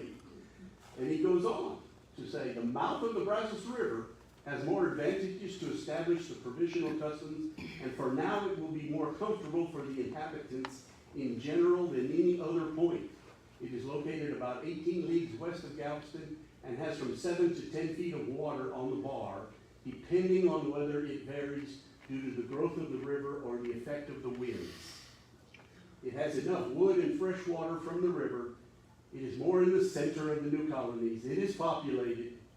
The Brazos is navigable and the main establishments are on its banks, and the settlers can lower their products in times of growth in the river and provide all the aid and food necessary for the construction of houses and maintenance of the officers and guard from customs. Blah, blah, blah, blah, blah. Stephen selects the mouth of the Brazos for El Puerto de Galveston. Some years later, we encountered this fellow, George Fisher. I'll tell you more about him in a minute. But in Spanish and Mexican usage, the term Galveston was more a general term for that area of the coast, as well as applying to Galveston Bay. I don't think they really called it Galveston Island in those days. It was still Isla de San Luis.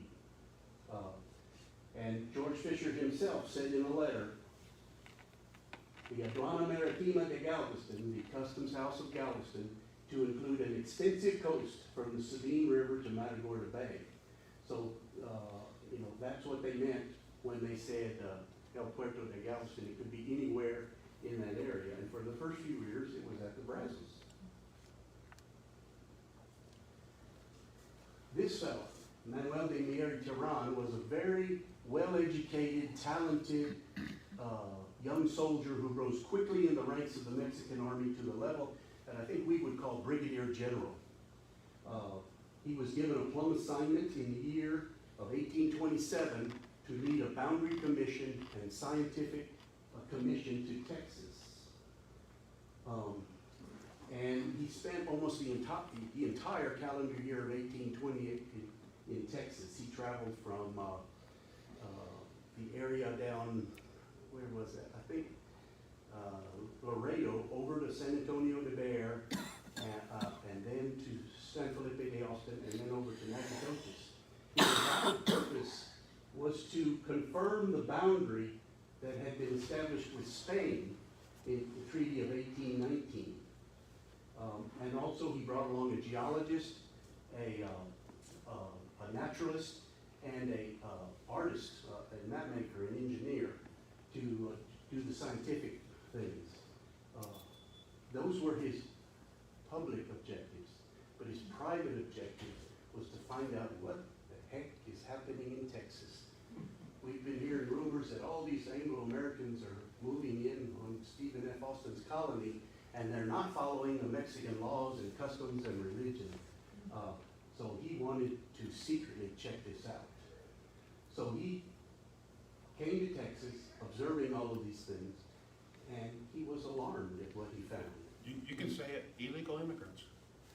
Yeah, some of them were illegal, but those that had signed up with Stephen were not. They had been done under the terms of Austin's contract. In this area of East Texas, there was no similar colony or impresario, so those were the illegal ones. But he made some stringent recommendations back to the Mexican politicians in an important report he wrote. I think it was published in early 1830, and they promptly passed this law of April 6, 1830, that was even more stringent than Tehran had asked for. And this led to the birth of a customs post and military fort at the Brazos, among other things.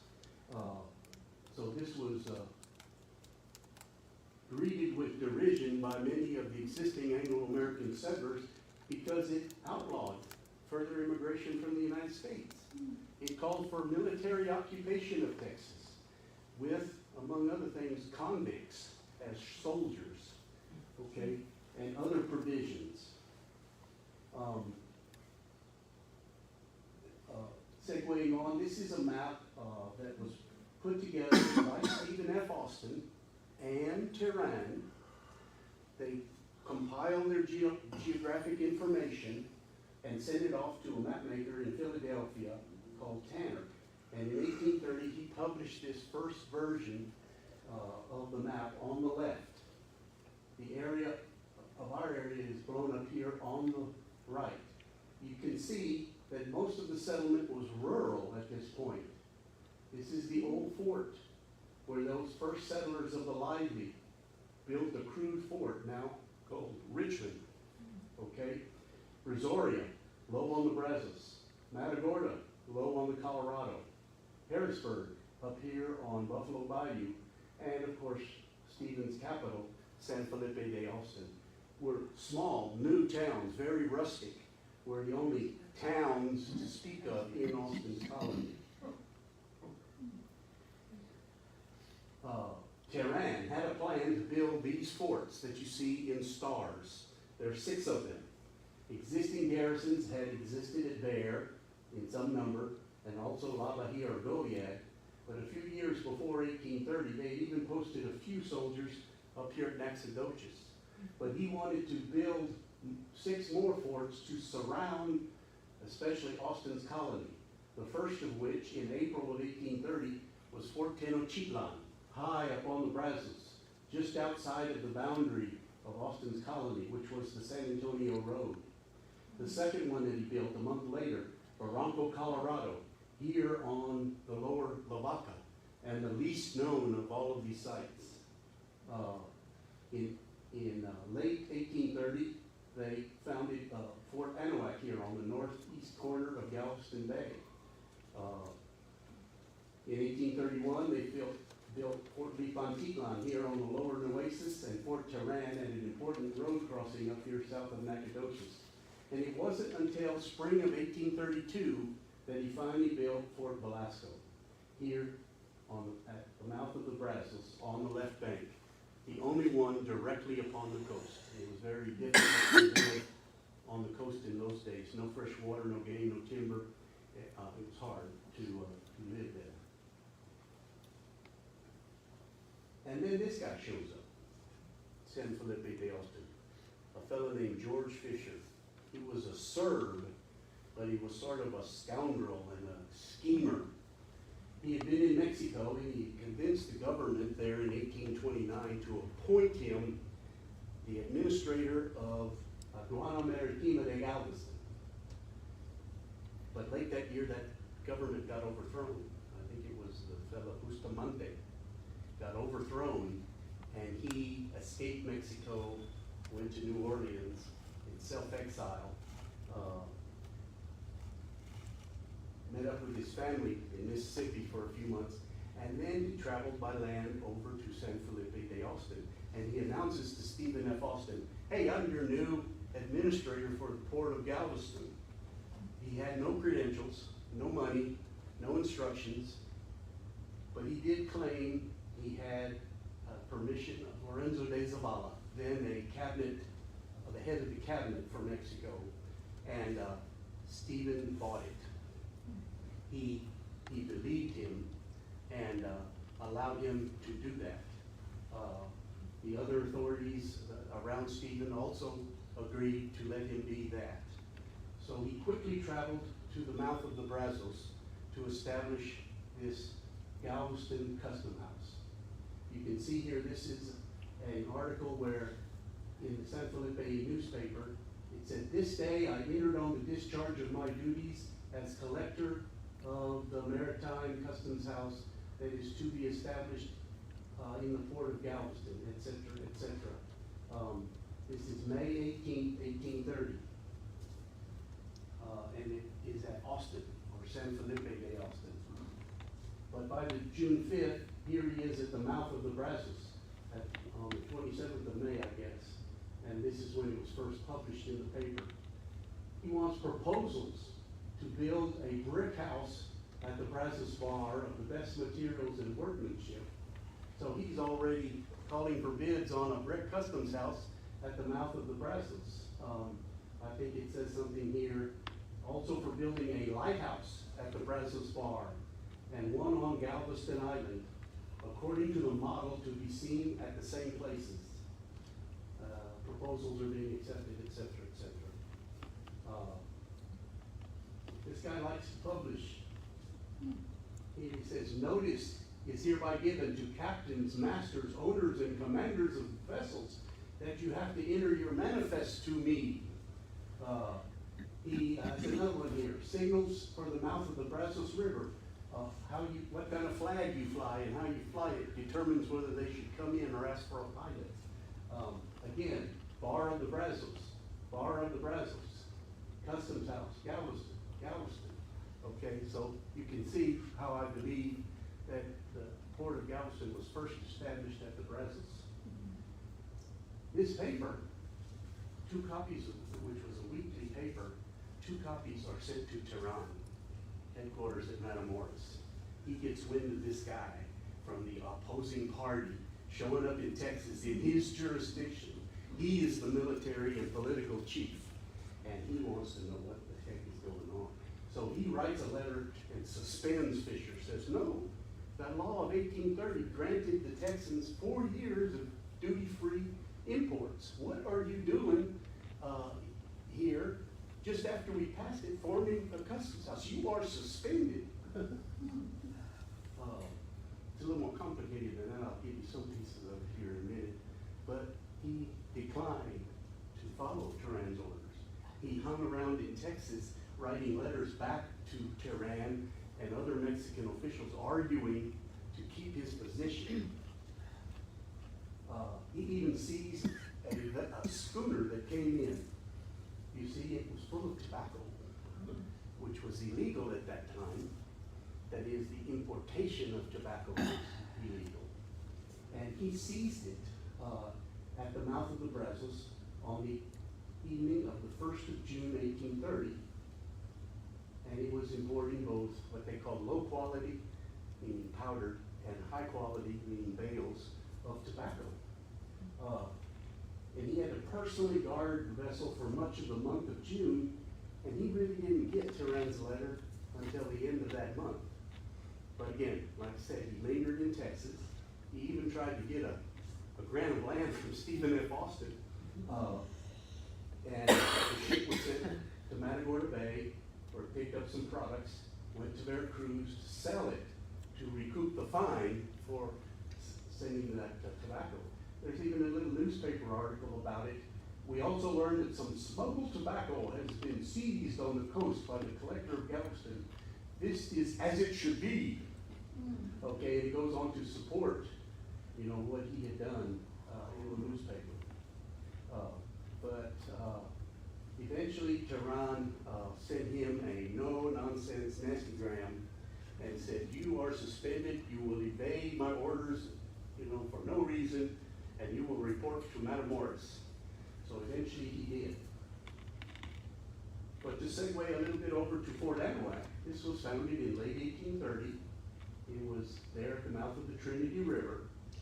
And a fellow in command was Juan Davis Bradburn. He was an American that had spent much of his adult life in the Mexican military and was granted command of this post. He was somewhat autocratic, especially with the Anglo-American settlers, which he felt he knew well. But that comes up in a little bit. George Fisher went to Matamoros under Tehran's tutelage, and then he was reinstated under Tehran's command to be the customs official for Galveston and posted then at Anahuac. So Tehran had him under his finger, you know, unlike before. So again, at Anahuac, there was a brick fort, the remains of some which can still be seen today. They had a brick kiln, and they built this sort of square fort with some corner bastions there at Anahuac.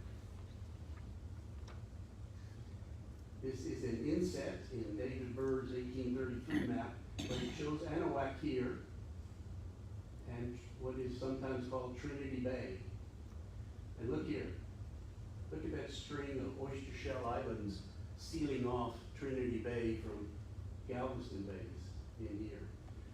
Ships could not pass that reef of any size.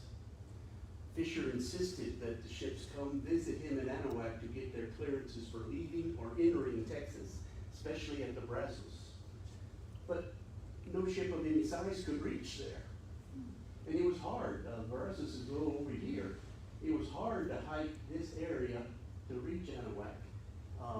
It was almost like 100 miles, and there were no roads, and everything was muddy a lot of the year.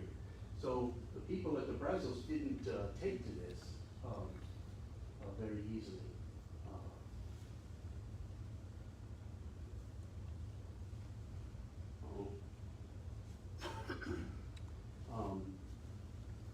From Anahuac, an outpost was shortly established at the mouth of the Brazos River. A fellow named James Lindsay and 10 soldiers were sent there in early 1831. A visitor in March reported there were 10 or 12 puny, dark-complexioned men at Captain Cottons in uniforms who I learned were Mexican soldiers stationed there to enforce the revenue laws. And then Mary Austin Holly visited in October of that year, coming aboard this ship, and she reported finding a Mexican garrison there as well. And then later in that year, a fellow named Ignacio Dominguez took command from Lindsay at that post. So it was like an outpost from Anahuac. It was not a fort yet, but it was a sort of a camp or an outpost. Customs houses were built on the tip of Galveston Island and at the mouth of the Brazos in 1831. And this is a very lengthy but interesting description of it, of the very rustic nature of that post. Let me see if I can find you a few words here. He goes, outside, in from the door, slowly smoldered another fire of green wood against the mosquitoes, and around which a number of hogs were nibbling at rinds of watermelon and mushmelons, which had just been eaten, as well as heap of half-eaten fish. Also some hens, ducks, geese, and pigeons were running around, each left completely to its own resources, etc., etc. So we have a nice little description, if Galveston or Surfside ever want to rebuild a little customs house, we have a nice little description of that. It was described by an immigrant who came through in 1834. This is actually the one at Galveston, but we assume the one at the Brazos was much the same. We even have a list by Brad Bird of the ships that came in and out of El Rio de Brazoria. We have a list of 9 ships that came in this period of 6 months. They carried 399 tons of cargo, earning 99 pesos and 6 reales in duties. So despite the claim that they were to have duty-free goods for 4 years, they were still charging the ship captain tonnage duties. And that was not a lot of money, even in those days, but they did do that. It indicates that the first one was the 1st of March, 1831. So this is an approximate date when that Brazos post actually began, a few, let's say, 4 to 5 months after Anahuac itself was founded. This is a military head count or roster report that shows a line for, it's overall, it's for the detachment, Destacamento de Anahuac, but it has a line, detachment in Brazoria, listing 1 sub-lieutenant and 15 soldiers. That's in that oval right there. So these were the personnel that were posted at the mouth of the Brazos. Late in that year, when Fisher issued this edict that they must come to Anahuac, Edwin Waller, who owned a schooner called the Nelson, and William Morton, who owned the Sabine, said, we're not going to do that. And they ordered their schooners to leave the mouth of the Brazos, and we have the Sabine and Nelson incident. They attempted to sail their schooners past that military camp, and they exchanged musket fire. The Mexican soldiers shot Captain Fuller at the helm of the Nelson, wounded him. As he reached for his rifle, one of the passengers says, "No, me, I'll take it," and he shot the Mexican soldier that had shot Captain Fuller and hit him in the thigh.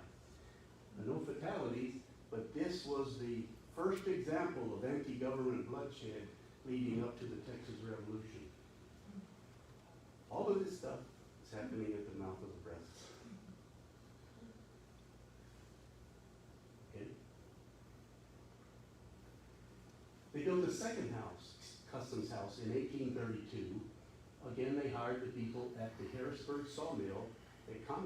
George Fisher contracted with them to build a better lumber building at both places. And we have a description of it here. The old customs house, which was taken over by Amasa Turner in 1837, when Post Galveston was founded, he described it this way. The old customs house was an excellent frame building of cypress timber. Its sides and roof were covered.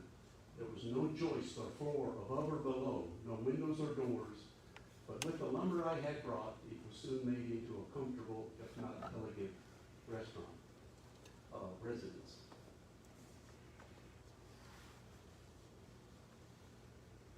After those first 5 forts had been built in 1830 and 1831, I guess the Sabine Nelson incident motivated Tehran to finally build the last one at the mouth of the Brazos. He realized he had made a mistake in putting it over in Anahuac because all of the traffic was coming in and out of the Brazos.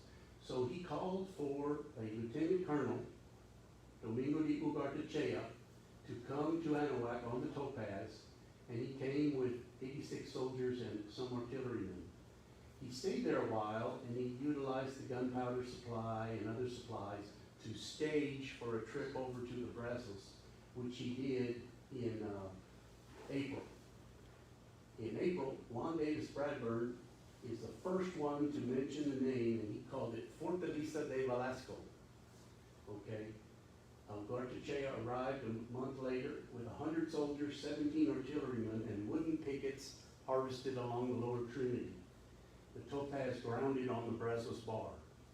But apparently they got everybody off in the equipment, and by 15th of May, he wrote that the fort is mostly complete.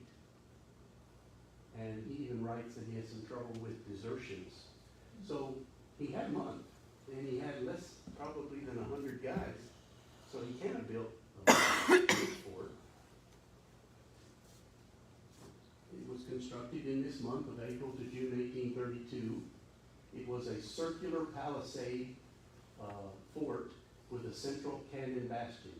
So you have a central sand mound with a wooden platform on top and parapet, and then 2 circular walls filled in with sand halfway for a sentry walking surface.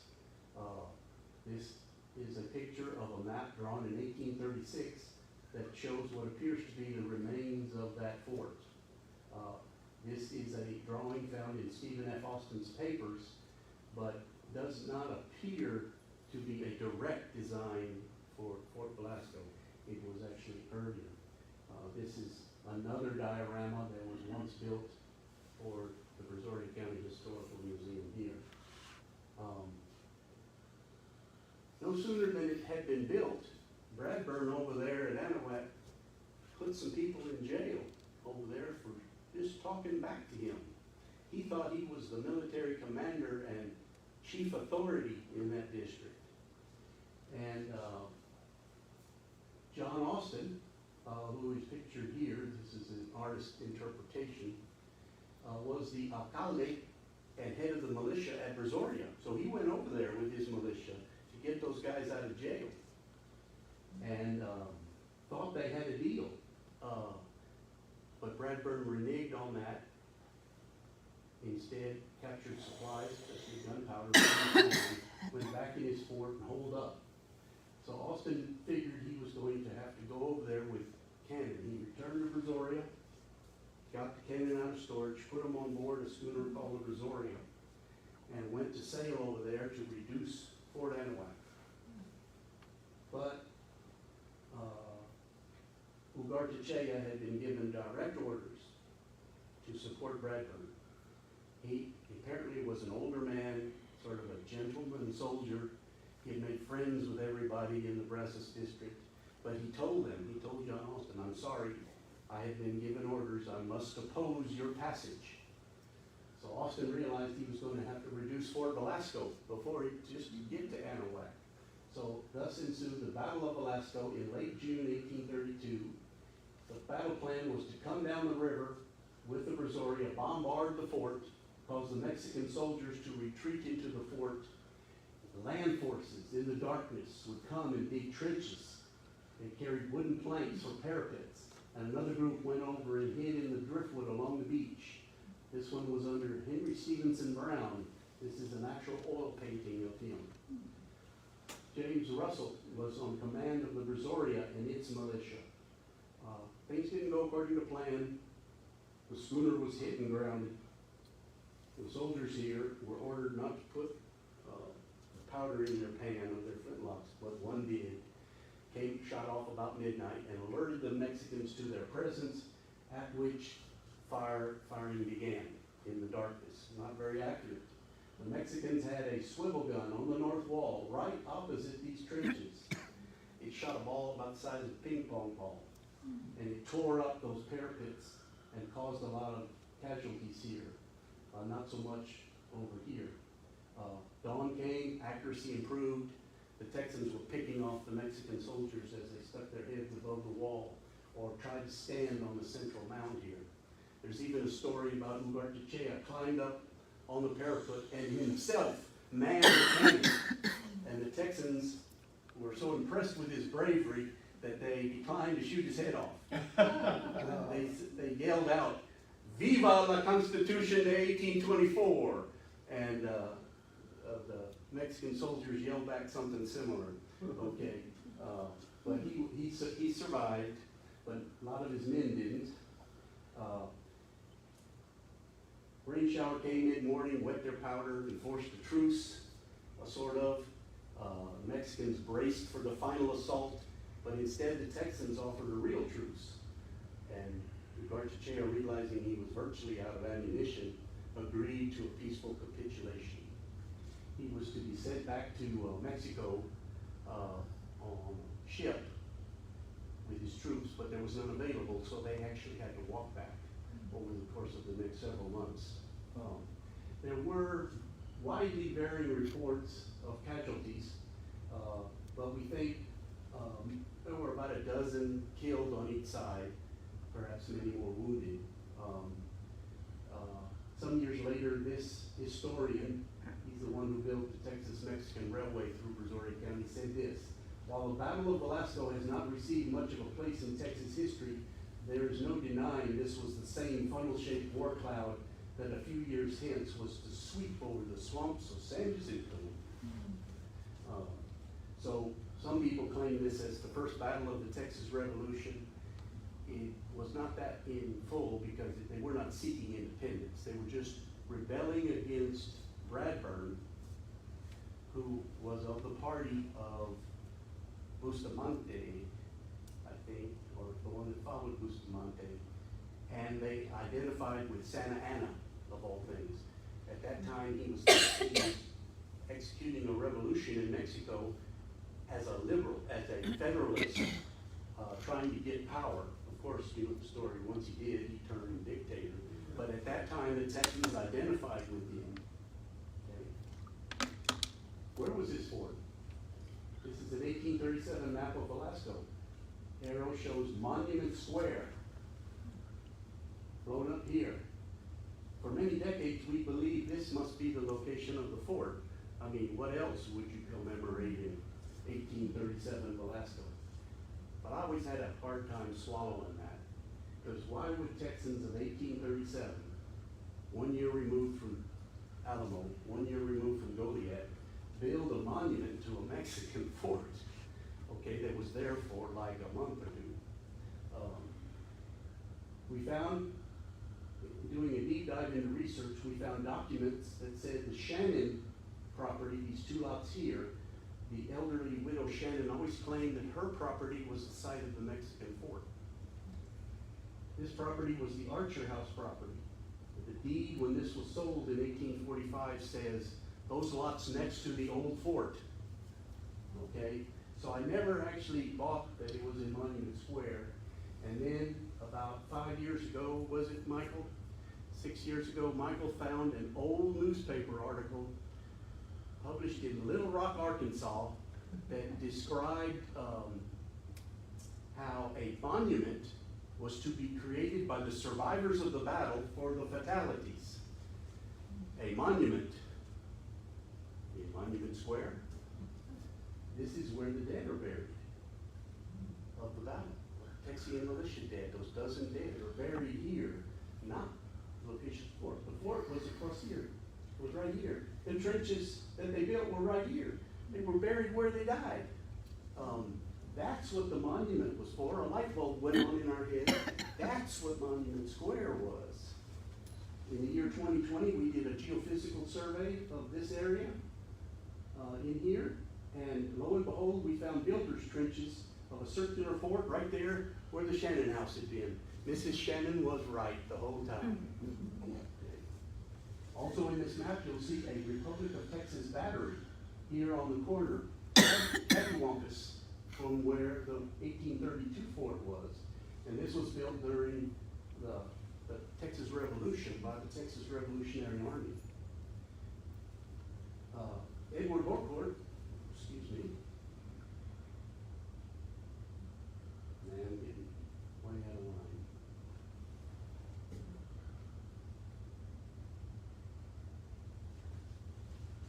A fellow named Edward Harcourt, a German engineer in Mexico, sort of left Mexico due to political difficulties, and met Stephen F. Austin in New Orleans, who directed him to Texas, and Sam Houston appointed him chief of engineers, with orders to come down to Velasco and the mouth of Galveston Bay to build fortifications to protect his flank. Edward Harcourt drew this chart of the mouth of the Brazos in about February 1836, with a scale drawing and that fort. So we find that it was barely 100 feet in diameter. We had always thought before this point it was much bigger. It seems that it was that size. And the little bit of Velasco that existed at that time, okay, he did execute the building of a new fort over here on the corner, which is that one you saw in that 1837 map.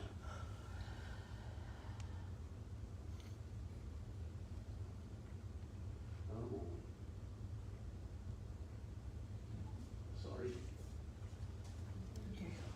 After the battle, the Mexican politicians heard about this, and they sent Jose Antonio Mejia with 400 men and 5 ships, arrived 3 weeks after the Battle of Velasco. Happenstance, Stephen F. Austin was in Mexico at the legislature and hitched a ride. All the while whispering in Mejia's ear, it's not as bad as you think, it's not a revolution against Mexico, it's just they are opposing this guy Bradburn. Mejia was received warmly in Brazoria. The Texans identified with Santa Anna, then revolting against Bustamante, and they sided with the Constitution of 1824, and famously they gave a party in Brazoria known as the San Antonio Ball. Santa Anna was not present, but it was in his honor. And afterwards, both the Mexican and then the Texian forces just accepted things as they were and let it pass. At Anahuac, Bradbury is relieved and escapes with his life to New Orleans. In Mexico, Tehran, who thought Texas was lost, he was losing against Santa Anna in the revolution down there. He committed suicide by falling on his sword. Okay, probably the most talented man in Mexico and might have been elected president if he had lived, but instead, dastardly Santa Anna became the president in Mexico. Here's that same map, but the 1836 version. It's basically the same, but it shows additional towns. Columbia, Bolivar, Powhatan over here. Other little communities are now on the map. And then as we segue into the period of the Texas Revolution, I would like to convince you that the opening shot of the Texas Revolution did not happen at some place called Gonzales. A month prior to that, the commercial trading schooner, the San Felipe, was beating into Velasco from New Orleans. It had been armed in New Orleans with 2 6-pound waist guns because they had heard that Santa Anna was posting ships off the coast to blockade the Texas coast in the summer of 1835. So here, on the afternoon of the 1st of September 1835, 1 month before the Battle of Gonzales, in comes the San Felipe. On board was Stephen F. Austin, who had just spent 2 years in Mexico, most of it in prison, for daring to speak for statehood in the Mexican Republic for Texas. They threw him in jail, but eventually released him. He had traveled from Veracruz to New Orleans and was coming back to Texas on that afternoon. The Correo de Mexicano, an armed Mexican sloop, was anchored off Velasco. That morning it had captured an American brig unloading lumber, and they put a prize crew aboard her. But she was downwind, and the San Felipe made it across the bar and into the mouth of the Brazos. The owner, Thomas McKinney, there at Quintana, saw what was happening. So he put the armed volunteers aboard his little river steamer, took Stephen off, put armed volunteers on these two, and sent them out after the Correo. Had a gun battle into the darkness, much damage on the Correo. They tried to escape out into the Gulf overnight, but they chased it. The Laura towed the San Felipe into position that the Correo could not match, and they had to surrender. So the captain of the San Felipe, a man named Hurd, took the officers and a boat and sent them to New Orleans to be charged with piracy. Okay? There were a number of fatalities on the Mexican vessel. Guess who watched this standing on the beach? Stephen F. Austin watched this from the beach, and it was right there that he decided for revolution. The affable, diplomatic Austin, whose theme was fidelity to Mexico, changed his mind standing on the beach at the mouth of the Brazos. He went up the Brazos Valley. A week later, he spoke at Brazoria, a stem-winding speech, speaking for revolution against Santa Anna. Not independence of Texas, but revolution against the evil dictator Santa Anna.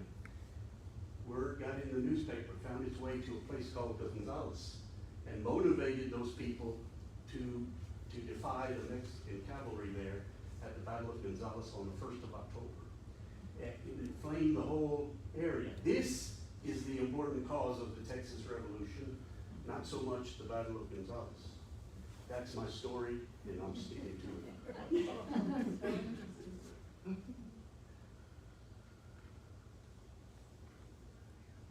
And did you know that then, out of the mouth of the Brazos, we formed the first Texas Navy? The 4 schooners, 2 of them outright purchased by Thomas McKinney, the merchant there at Quintana. 2 others purchased, one by a man and given over to the provisional government. I think his name was Augustus Allen. And another was outright bought by the commissioners in New Orleans. I think that was the Brutus. These were small, agile craft, shallow draft, but armed to the teeth for their size. okay? And they were very important for sweeping the Gulf of Mexican ships. They captured ships like the Pocket and provided the Mexican supplies instead to Sam Houston's army. They protected his flank. But these started about the first of the year in January 1836 when they assembled. At first, they flew the Mexican tricolor with 1824 in the white bar because they were not seeking independence yet. They were a Mexican province rebelling against Santa Anna. 3.5 months before they signed the Declaration of Independence, we had a navy, and it operated out of the mouth of the Brazos mostly.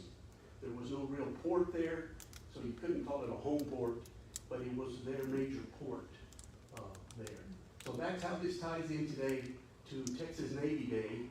Is we want to make the point that Galveston did not exist yet, Houston did not exist yet. The major port was the Brazos. I won't go over this since I think I'm running a little long, but there are details that I have here about how the ships came in or were involved at Velasco or Quintana. One of the things might be that did you know that Fannin was first dropped off at Velasco, and his Georgia Battalion of Permanent Volunteers camped there and trained there before they were taken by these Texas Navy ships down to Copano and led off so they could hike to Refugio and then to Goliad to meet their fate at the Goliad Massacre. Other groups of volunteers came in, like the Kentucky Mustangs and earlier the New Orleans Grays. They all arrived by sea first at Velasco. Here is the Invincible. We spoke of that earlier. It was purchased by McKinney and Williams in Baltimore by the brother of Samuel May Williams, and it arrived in Velasco on the 2nd of January 1836, laden with arms and ammunition, and it actually helped transport Fannin's troops, et cetera, et cetera. They often took on water or led off or picked up sailors and Marines either at Brazoria or Columbia or even down at Velasco.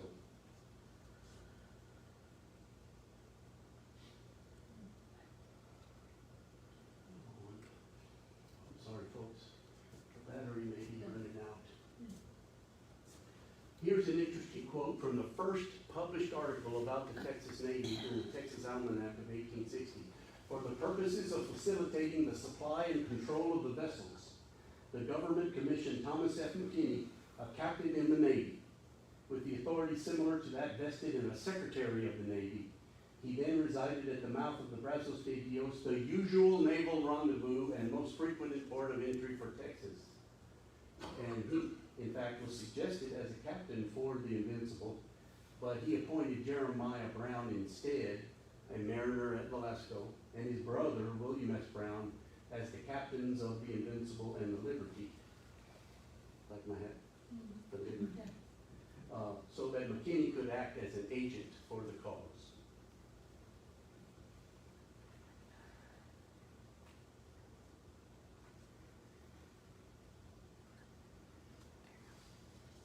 Here's a slide. This is the same as a sign that we have now posted at the trail down there at Surfside about the Republic of Texas Battery. I've told you some about this already, but here's the plaque, the fort, and look what I found in the Nacogdoches Archives, which is now present in Austin at the Texas State Library.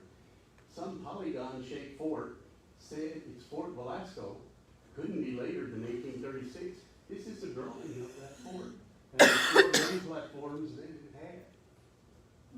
So this is Fort Velasco number 2. There at the mouth of the Brazos, in a slightly different location.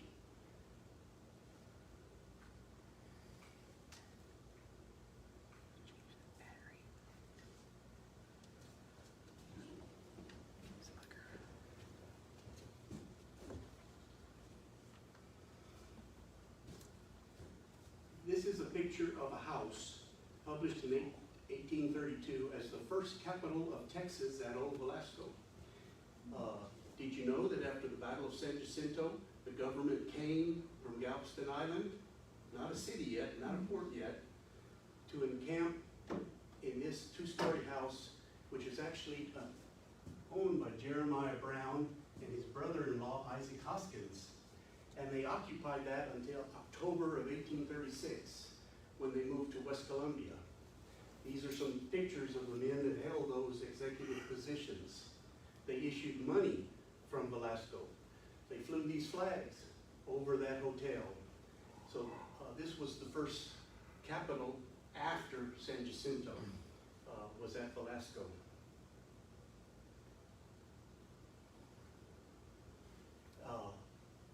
This is a map of the mouth of the Brazos River published in 1858, but it had been data measured in 1852 because Velasco had grown into a little town.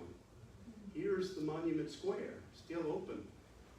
Archer House, right here, a complex of buildings, and the Shannon House right there. So the fort was right, the 1832 fort was right there, and this is where the dead are buried. Here's Quintana, somewhat around in from the sea. A little bit at this first turn is where Quintana was, and this is where Thomas McKinney and Samuel May Williams had their trading house. So up to and through the Civil War, these became popular places, but after the Civil War, hurricanes and the low-lying position of the town caused them to move it upriver, and this became a ghost town. So there was nobody left to tell the story of Velasco, as places like San Antonio and Gonzales built beautiful Art Deco memorials to their history at the time of the Texas Centennial, but no one lived anymore at Old Velasco. It had moved away. There was no one to tell its story. So this brings me to the end of my presentation. I think I have one more slide. We do have a website we put together that covers this and many more details about the mouth of the Brazos. And I have a lot of Spanish documents I try to translate, but can always use some help if anybody's got an interest. So that brings me to the end. Does anybody have any questions or would like to make some comments or tell me that I'm lying? The brochure that Shelley handed out from the Missouri County Parks Department, that's many of the sites that Chris talked about are located within the park system. If anybody wants. And so, and there's great redfish fishing up there too. I got to do the PR. Absolutely. But I hope you like my presentation of undertold small facts about the mouth of the Brazos, and it was important. But as Velasco declined, Galveston, with a much better harbor, became more famous. Houston developed and completely overshadowed Old Velasco, and it went into ghost town status. So thank you very much.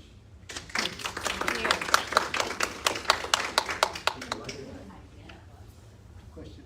Alright, so we have successfully concluded our Texas Navy Day event. I would like to express my sincere thank you to Pam Stranahan, Mike Bailey,